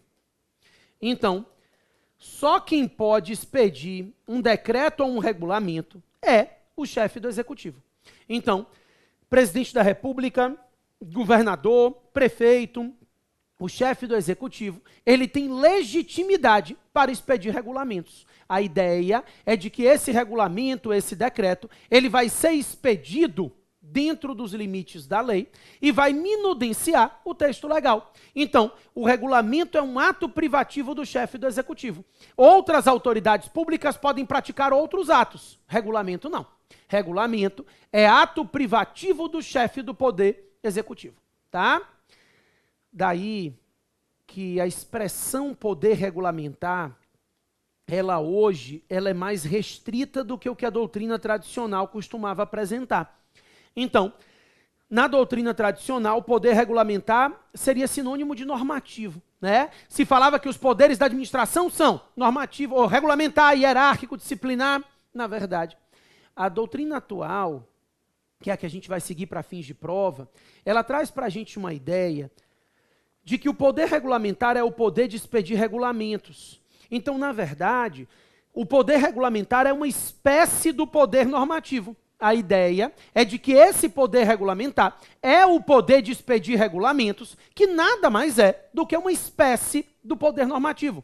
Poder normativo é o gênero, abrange a possibilidade do Estado para a edição de normas gerais e abstratas em geral, e o poder regulamentar é uma espécie, tá? É o poder de expedir regulamentos. Então, se eu lhe disser que o poder regulamentar é privativo do chefe do Executivo, verdade, privativo do chefe do Executivo, porque cabe ao chefe do Executivo a expedição de regulamentos, tá? E aí, quando eu falo da edição de regulamentos e do poder regulamentar, eu quero que você atente para a ideia de que no direito comparado, no direito internacional, os regulamentos se dividem em dois grupos. Nós falamos na existência dos regulamentos executivos e dos regulamentos autônomos. O regulamento executivo é o que a gente acabou de conversar, foram os exemplos que a gente deu. São aqueles regulamentos expedidos para fiel execução da lei. Então, quando você pensar num regulamento executivo, vai pensar num regulamento expedido para fiel execução da lei, dentro dos limites do texto legal. O regulamento autônomo não. O nome já diz, ele é autônomo, né? Esse regulamento autônomo é um regulamento que é expedido para substituir o texto da lei. Então, na verdade, o regulamento autônomo é um regulamento substituto da lei, onde deveria haver lei para tratar da matéria e não há, se expede um regulamento. Ele é autônomo, ele vai substituir o texto legal. Vamos lá, pelo pouco que a gente aprendeu até agora. Seria possível no Brasil um regulamento para substituir o texto da lei? A princípio, não. A princípio não, porque a gente sabe que no direito brasileiro ninguém é obrigado a fazer ou deixar de fazer nada, senão em virtude de lei, né? No entanto, por meio de uma emenda, se inseriu na Constituição Federal o artigo 84, inciso 6. E aí, esse artigo 84, 6 da Constituição, ele estabelece o seguinte: o presidente da República pode, por meio de decreto, regulamento, tanto faz, fazer a extinção de um cargo público, desde que seja um cargo público vago, e também pode tratar da matéria de organização administrativa, desde que não gere despesa, desde que não crie e nem extinga órgãos públicos. Então, o presidente da República pode extinguir cargo vago e pode tratar da matéria de organização administrativa, desde que não gere despesa, desde que não crie nem extinga órgãos. Para tudo. Para tudo, porque os cargos públicos são criados por lei. Se eles são criados por lei, pelo princípio da simetria, devem ser extintos por lei. Pois então, a matéria de organização administrativa também é matéria de lei. Claro que não vai gerar despesa, não vai criar nem extinguir órgão, mas o entendimento dominante hoje é que a regra no direito brasileiro é a edição de regulamentos executivos. Em regra, os regulamentos são editados para fiel execução da lei. No entanto, se admitem os regulamentos autônomos nas duas hipóteses previstas no artigo 84, inciso 6 da Constituição. Então, esse artigo 84, inciso 6, será as duas hipóteses de regulamentos autônomos permitidas pelo texto constitucional. Em regra, o Brasil admite a edição de regulamento ou decreto executivo. Ok? Beleza. Com isso entendido, eu queria ainda falar do poder hierárquico. Poder normativo a gente já viu, dentro dos limites da lei, a administração edita normas gerais e abstratas, facilitando a aplicação do texto legal em geral. O poder hierárquico, pessoal, nada mais é do que um poder que a administração pública tem de organização e estruturação interna da atividade.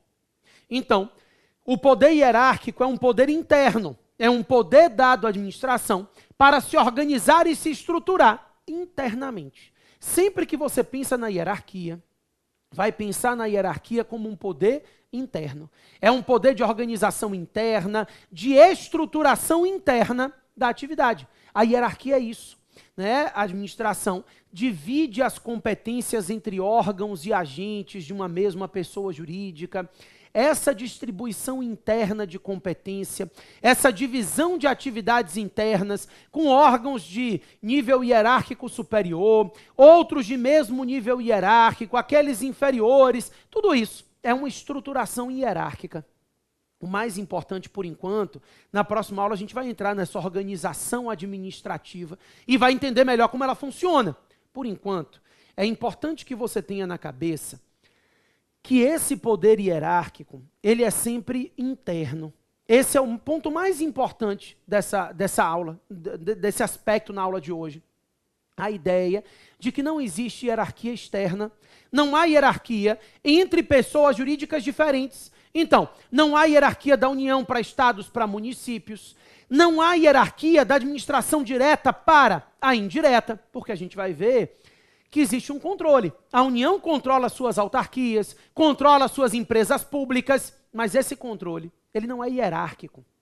Não existe hierarquia entre pessoas jurídicas diferentes. Da administração direta para a indireta, não há manifestação do poder hierárquico, não existe manifestação de hierarquia quando se tratam de pessoas jurídicas diferentes, tá?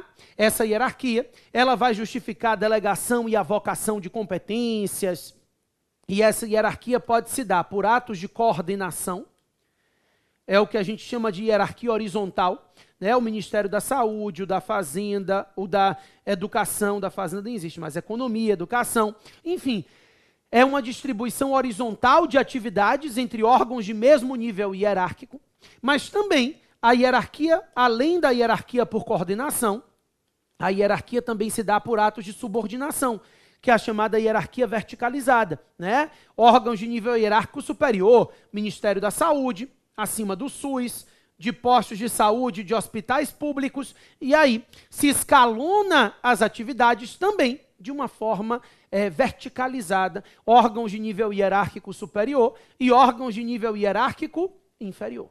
Bacana? Me dá um minuto que eu volto para a gente fechar poderes, falando rapidinho do disciplinar e do poder de polícia, mais importante para a prova de vocês. Sai daí não. E aí, vamos lá? Seguindo? Pois então, além do poder normativo e do poder hierárquico, queria falar um pouquinho sobre o poder disciplinar. O poder disciplinar é o poder que a administração pública tem de aplicação de penalidades. O poder disciplinar é um poder sancionatório.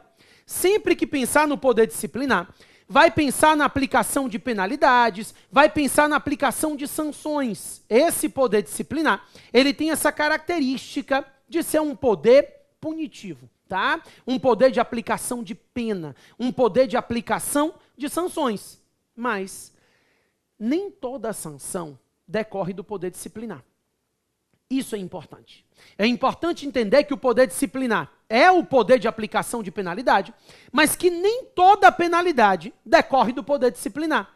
Isso, a gente costuma dizer que o poder disciplinar é o poder que a administração tem de aplicar penalidades àqueles que têm um vínculo especial com a administração.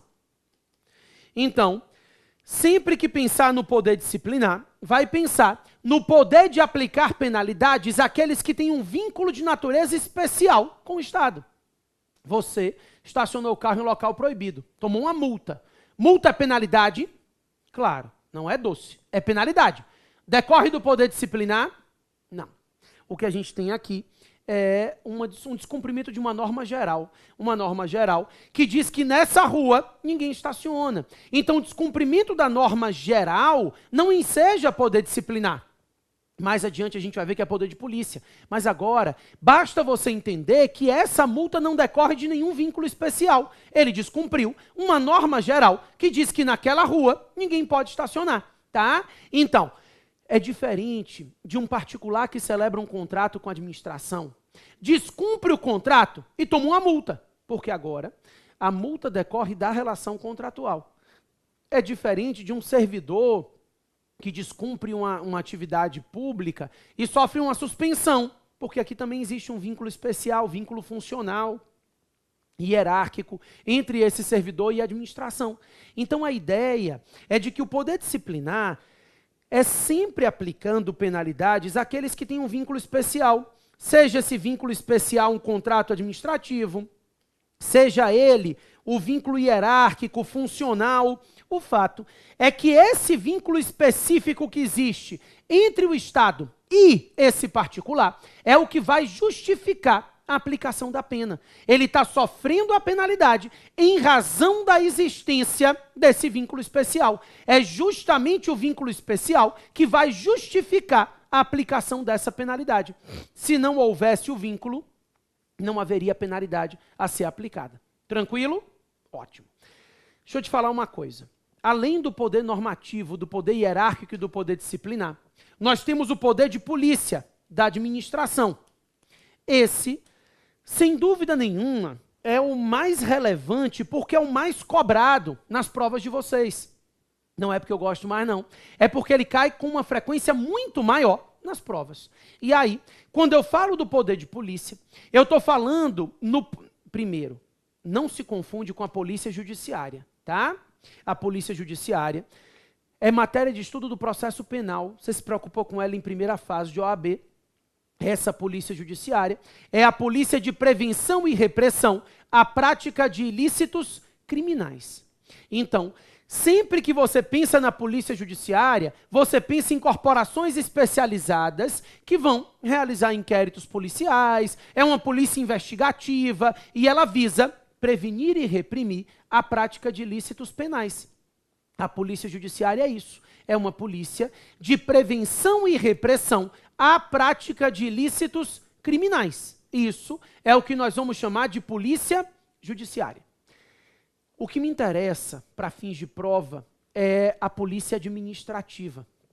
Essa polícia administrativa tem regulamentação no artigo 78 do CTN. Não se preocupe muito com artigos que a gente vai grifar todos no momento certo, tá? Mas aqui o CTN e a doutrina convergem. Está previsto no CTN porque o poder de polícia enseja a cobrança de taxa, né? A administração pode cobrar taxa por exercer o poder de polícia. Mas o fato é que tanto a doutrina administrativa quanto o CTN trazem para a gente a mesma ideia. O poder de polícia é o poder que a administração tem de restrição ao exercício de liberdades individuais e de restrição ao uso da propriedade privada, sempre para atender ao interesse público. Repito, o poder de polícia é o poder que a administração tem de restringir o exercício de liberdades individuais e de restringir o uso da propriedade privada, sempre na busca do interesse público. Nada mais é do que a supremacia do interesse público sobre o interesse privado. Eu posso, na busca do interesse público, restringir o exercício de liberdades e restringir o uso da propriedade privada. Sempre que eu estiver atuando para atender ao interesse público, eu posso restringir o exercício de liberdades individuais e o uso da propriedade. Exemplos? Vamos lá. Porque o que cai na prova da sua segunda fase são casos concretos mesmo. Seja na peça, seja nas questões. Vocês vão se deparar, na grande, absoluta maioria das vezes, com casos concretos. Então, ele vai dizer para você o seguinte: fulano de tal quer construir no seu terreno, o dinheiro é dele, a casa é dele, ele quer fazer uma construção, uma reforma. Precisa de uma licença. Porque ele precisa de uma licença para construir na casa dele com o dinheiro dele, porque o Estado vai verificar se essa construção ou reforma respeita o plano diretor, não causa problemas de vizinhança. Enfim, é o Estado limitando e regulamentando o uso da propriedade. Ele não pode exercer o seu direito de propriedade de forma tão livre a ponto de construir da forma que ele quiser, na casa dele, sem precisar respeitar nenhum tipo de regra. Enfim, a ideia é de que o Estado pode sim estabelecer restrições, limitações ao exercício dessa atividade. O raciocínio, pessoal, é de que esse poder de polícia da administração, ele cria os limites ao Estado, ao particular. Então, o limite de propriedade. A casa é sua, mas tem que ter uma licença para construir. Se você mora na Beira-Mar, aqui em Salvador, só pode construir 8 andares. Por quê? Porque ao redor de Salvador é tudo mar. Se o povo constrói um monte de prédio de 1000 andares, quem mora no meio da cidade morre seco, sem o mínimo de ventilação. Por isso, as pessoas que moram na Beira-Mar só podem construir, no máximo, 8 andares. A ideia é de que, quando eu digo a vocês que só pode construir 8 andares, o sujeito vai dizer, olha, mas eu tenho, por exemplo, 10 filhos, quero fazer um andar para cada um. Se mude. Ali, no máximo, você vai construir 8 andares. Por quê? Porque o Estado, ele limita o uso da sua propriedade para atender ao interesse público. Isso é o poder de polícia da administração, né? É o Estado limitando e condicionando o uso da propriedade na busca do interesse público. Liberdades também. Outro exemplo de propriedade, que cai muito em prova, uma casa está prestes a ruir, o poder público vai lá e determina a demolição. Pronto, é poder de polícia, para evitar que a casa caia em cima das pessoas, né? Situação de saúde pública. Liberdades. Você quer abrir um restaurante? Você pode. É livre. O exercício de qualquer atividade, ofício ou profissão. Mas se você começa a vender comida vencida, o Estado vai lá e fecha. Essas são as regras de vigilância sanitária, né? Você quer fazer uma passeata? Você pode. Liberdade de expressão, de associação, mas se a sua passeata for tumultuosa, o Estado dissolve para garantir a paz pública. Meu avô, ele dizia assim, eu achava isso o máximo. Eu não paro em sinal vermelho, meu filho, porque eu tenho o direito de ir e vir. Eu achava isso sensacional. Eu não conseguia entender porque que as outras pessoas paravam. Aliás, eu entendia. Não eram inteligentes igual a meu avô, né? Claro que não. Porque a liberdade de locomoção também tem limites. Então o Estado pode limitar o exercício da liberdade de locomoção para organizar e ordenar esse direito de ir e vir.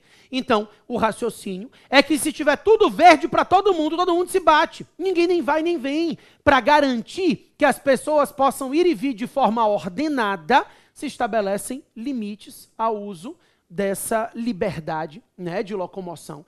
Então, regras de trânsito, meio ambiente, vigilância sanitária, zoneamento urbano, tudo isso.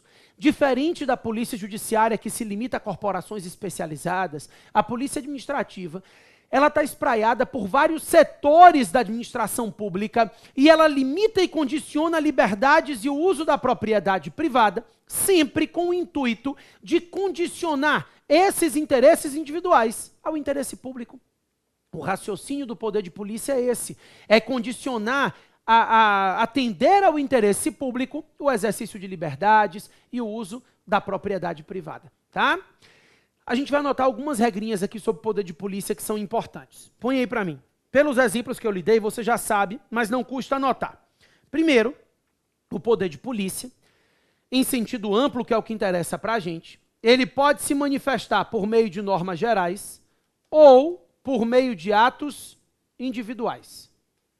Então, esse poder de polícia vai se apresentar por meio de normas gerais e também ele vai se apresentar por meio de atos individuais e concretos, tá? Nós temos normas gerais de polícia, as normas que dizem que nessa rua ninguém pode estacionar, né? Normas que estabelecem limites de velocidade, construção na beira-mar, são normas gerais. Mas também atos individuais, licenças, multas, são atos individuais decorrentes do poder de polícia da administração. Além disso, o poder de polícia se manifesta por meio de atos preventivos e ele se manifesta por meio de atos repressivos. Então, nós temos atos preventivos decorrentes do poder de polícia, como uma licença, uma autorização, são atos preventivos de polícia, e os atos repressivos, uma multa, uma demolição de um prédio, um embargo de obra, né? A ideia é de que o poder de polícia pode se manifestar de forma a prevenir um prejuízo à coletividade, mas também de forma a reprimir atos que prejudicam o interesse da coletividade. Então, o poder de polícia se manifesta por atos preventivos e ele também se manifesta por atos repressivos. Além disso, o poder de polícia se manifesta por meio de atos discricionários e se manifesta por meio de atos vinculados. Isso, em regra, os atos de polícia são discricionários. A gente aprende que a discricionariedade é uma das características do poder de polícia, tá? Uma das características do poder de polícia é justamente a sua discricionariedade. Então, nós aprendemos a discricionariedade como atributo, como característica. Em regra, atos de polícia são discricionários, mas também existem atos vinculados decorrentes do poder de polícia. Uma licença para construir, por exemplo, é um ato vinculado. Se você cumprir todos os requisitos estabelecidos na lei, você tem direito a construir. A casa é sua. Então, a discricionariedade é um atributo, é uma característica do poder de polícia, mas nem todo ato de polícia é discricionário. É possível a prática de atos vinculados decorrentes do poder de polícia também. Ok? Daí, além da discricionariedade, o poder de polícia possui 3 outras características ou atributos relevantes, tá? Quando se fala de atributos do poder de polícia, um deles é a discricionariedade. Não significa que todo ato de polícia seja discricionário, mas sim que é um atributo, é uma característica geral da atividade de polícia. Além da discricionariedade, os atos de polícia gozam de imperatividade. A imperatividade também é um atributo decorrente do poder de polícia da administração. Quando eu falo de imperatividade, eu estou lhe dizendo que o ato de polícia, ele pode impor obrigações ao particular, independentemente da concordância desse particular. Isso é imperatividade. É o poder que a administração tem de impor obrigações ao particular, ainda que ele não concorde. A ideia é que quando eu digo não estacione, não é um acordo, é uma imposição unilateral. Não estacione e ponto final. Tá? O raciocínio é de que essa imperatividade é o poder que a administração pública tem de impor obrigações ao particular unilateralmente.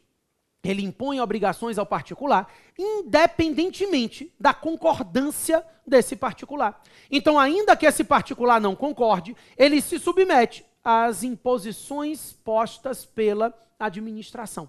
Tá? A imperatividade, a gente também pode falar que decorre do poder extroverso da administração. É a mesma coisa. Poder extroverso ou imperatividade é essa possibilidade que o Estado tem de, dentro dos limites da lei, impor obrigações aos particulares, ainda que não haja concordância. É uma imposição unilateral. A administração, ela impõe a obrigação ao particular unilateralmente, independentemente da concordância desse particular. As obrigações são impostas de forma unilateral. Tranquilo? E se você estacionar? Porque eu disse, não estacione, é uma imposição unilateral, ponto final. E se você estacionar, multa. A multa é o poder que a administração tem de se valer de meios indiretos de coerção. Então, a multa nada mais é do que esse poder dado à administração de se valer de meios indiretos de coerção para exigir o cumprimento do ato. Esse poder que administra... Indireto, gente, porque pelo menos por enquanto ele não está rebocando seu carro, né? Ele está te aplicando uma multa para que você se sinta coagido a tirar o carro dali. São meios indiretos de coerção. Ele não está executando o ato diretamente, mas ele faz com que você se sinta obrigado e coagido. Claro, você vai dizer, alguém vai dizer, estacione o carro ali. Você vai dizer, eu não quero tomar uma multa, né? É uma forma que o Estado tem de indiretamente exigir do particular que ele cumpra aquele ato imposto. Esse poder dado à administração de se valer de meios indiretos de coerção, como forma de forçar o particular a obedecer o ato, nós vamos chamar de atributo da coercibilidade. Então, coercibilidade ou coercitividade é justamente esse poder que a administração tem de se valer de meios indiretos de coerção para exigir o cumprimento do ato. Então, indiretamente, ele faz com que o particular se sinta obrigado a obedecer aquele ato. Ele se vale de meios indiretos de coerção como forma de exigir a atuação do particular. Coagir mesmo. O particular vai se sentir coagido e vai ter que praticar aquele ato. Então, esse poder que a administração tem de se valer de meios indiretos de coerção é o que nós vamos chamar de atributo da coercibilidade. Tá? Agora imagine, beleza. Então a imperatividade é impor obrigação unilateralmente e a coercibilidade, exigir essa obrigação por meios indiretos de coerção. Agora imagine que você estacionou o carro não em local proibido. Você estacionou o carro na frente de um hospital. A ambulância não consegue sair, vai morrer alguém. Adianta aplicar uma multa, esperar você tirar o carro? Não. Aí o Estado vai lá e reboca o seu carro. Quando o Estado vai lá e reboca o seu carro, ele não está mais se valendo de meios indiretos de coerção. Agora, ele está se valendo de meios diretos de execução do ato. Exatamente. Ele está executando o ato materialmente. Ele não depende mais da atuação do particular. Ele não está forçando o particular a fazer nada. Ele mesmo faz, né? Você vai dizer, puxa, me perdoe, quer que eu tire o carro? E ele vai dizer, não precisa não, querido. Eu já tirei. Ou seja, o Estado vai lá e executa o ato diretamente. E ele não precisa ir ao judiciário. A ideia é de que ele não vai propor uma ação judicial para pedir o reboque do carro. Não, ele vai lá e reboca o carro administrativamente. Esse poder que a administração tem de se valer de meios diretos de execução, sem precisar ir ao judiciário e executar o ato diretamente, é o que nós vamos chamar de atributo da autoexecutoriedade. Autoexecutoriedade ou simplesmente executoriedade, que é justamente esse poder dado à administração de se valer de meios diretos de execução do ato. Ele não precisa ir ao judiciário. Claro, quem se sentir prejudicado pode ir ao judiciário depois, mas ele executa diretamente. Ele bota outro exemplo em prova, quando o prédio vai ruir, e aí a administração vai lá e determina a demolição do prédio, ele vai dizer, fulano de tal te procurou, porque não havia autorização judicial. Não tem problema, porque o poder de polícia, ele goza do atributo da autoexecutoriedade, que é justamente a possibilidade do Estado de se valer de meios diretos de execução do ato. Essa autoexecutoriedade, ela não está presente em todos os atos de polícia, tá? Nem todo ato de polícia é autoexecutável.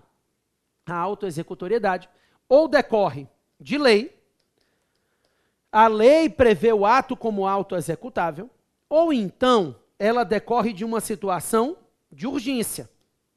Então a ideia é de que essa autoexecutoriedade pode decorrer de lei, a lei pode prever o ato como autoexecutável, ou então essa autoexecutoriedade pode decorrer de uma situação emergencial. Uma situação de urgência também justifica a possibilidade de se executar o ato diretamente. Tá? O exemplo que eu dei lá, de uma ambulância que não consegue sair e vai morrer um paciente, é uma situação emergencial que justifica a execução direta pelo Estado.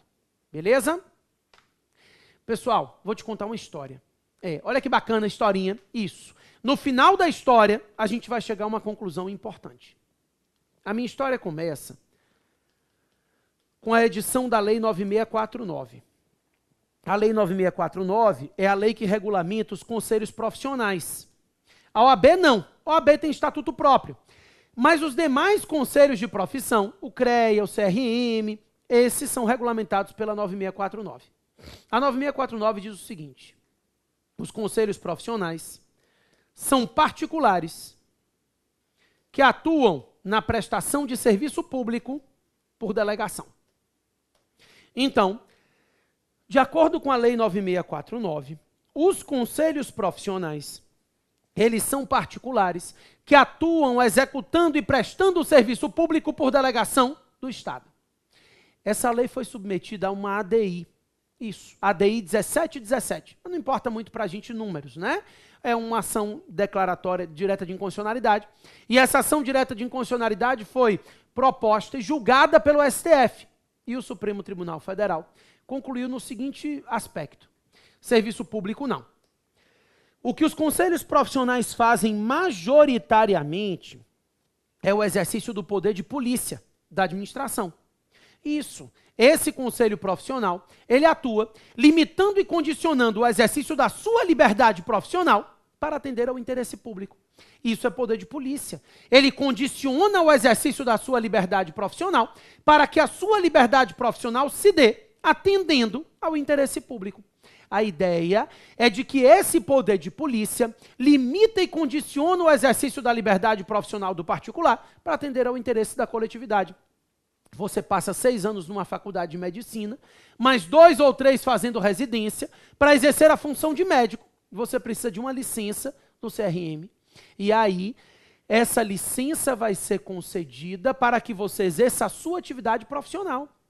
E eu digo mais, você faz uma cirurgia no sujeito, pega o nariz dele e bota na testa. Ele representa o CRM e o CRM vai te suspender de clinicar. Você não pode clinicar para evitar que você bote o nariz de todo mundo na testa. Eu crio uma limitação ao exercício da sua liberdade profissional para atender ao interesse da coletividade. Isso é poder de polícia, né?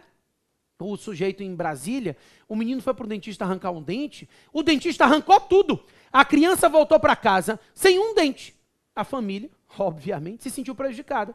Representou ao CRO. O CRO suspendeu o dentista de clinicar. Você não pode clinicar para evitar que você deixe logo todo mundo banguela. Então eu crio uma restrição individual para atender ao interesse público.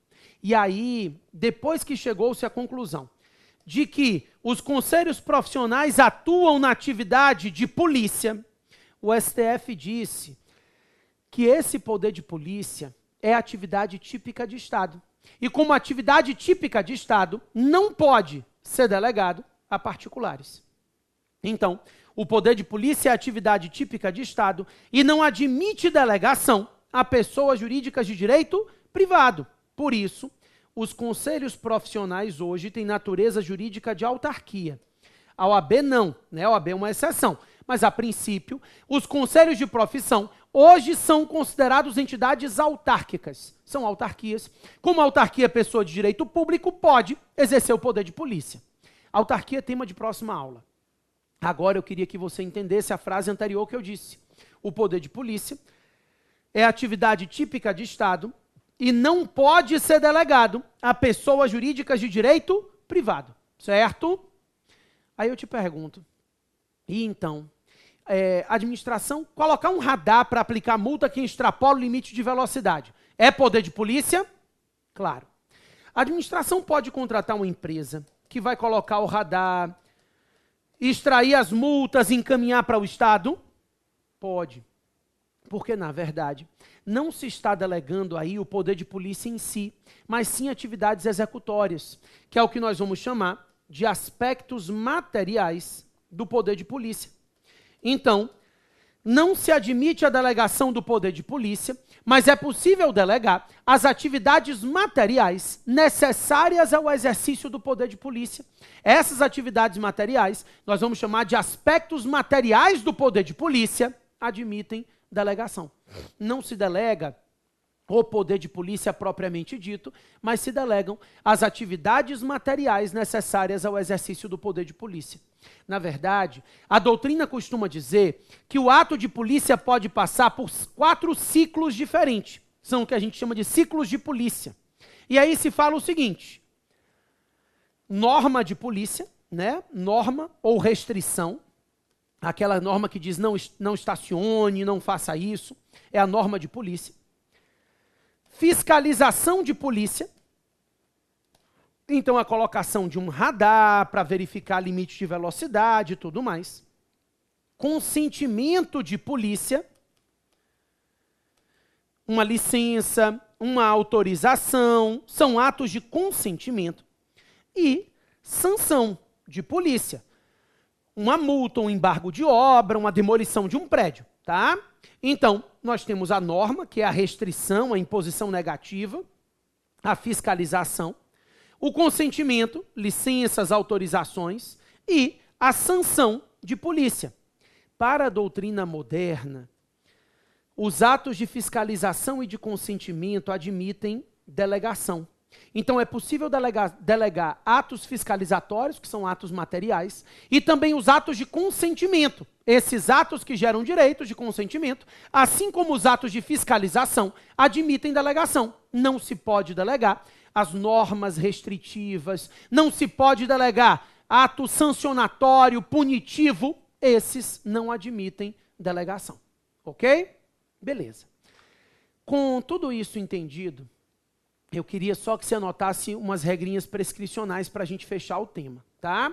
Primeiro, você vai anotar que o artigo 1º da Lei 9873, não se preocupe com o artigo, a gente vai grifar no momento certo, mas de antemão, a Lei 9873 estabelece que prescreve em 5 anos o direito da administração de aplicação de sanções decorrentes do poder de polícia da administração. Então, as sanções de polícia têm prazo prescricional de 5 anos. Prescreve em 5 anos o direito de aplicação de penalidades decorrentes dessa atividade de polícia. O ideal aí é que se respeite esse prazo de prescrição de 5 anos. A lei ainda diz que, instaurado o processo administrativo para a aplicação da penalidade, se esse processo ficar paralisado por 3 anos, ocorrerá prescrição intercorrente. Então, ainda que não tenham se completado os 5 anos, depois de instaurado o processo administrativo obrigatório para a aplicação da penalidade, que vai ter que respeitar a contraditória, ampla defesa, né? Então, depois de instaurado o processo administrativo, esse processo, ele ficando paralisado por 3 anos, ocorrerá prescrição intercorrente, tá? Por fim, a lei ainda prevê, a mesma lei, a 9873, que se a infração administrativa de polícia, ela também se configurar um ilícito penal, então, se ela for ao mesmo tempo uma infração administrativa e um ilícito penal, aí, ao invés de se utilizar esses prazos de prescrição, vai se utilizar o prazo de prescrição do Código Penal para aplicação da penalidade na via administrativa. Então, a penalidade na via administrativa vai seguir o prazo prescricional do Código Penal. Tá? Se aplica a prescrição do Código Penal também para a aplicação das penalidades na via administrativa, quando essa infração de polícia seja ao mesmo tempo uma infração administrativa e também uma infração criminal. Beleza? Ótimo. Próxima aula a gente volta já para entrar no tema de organização administrativa. Até lá.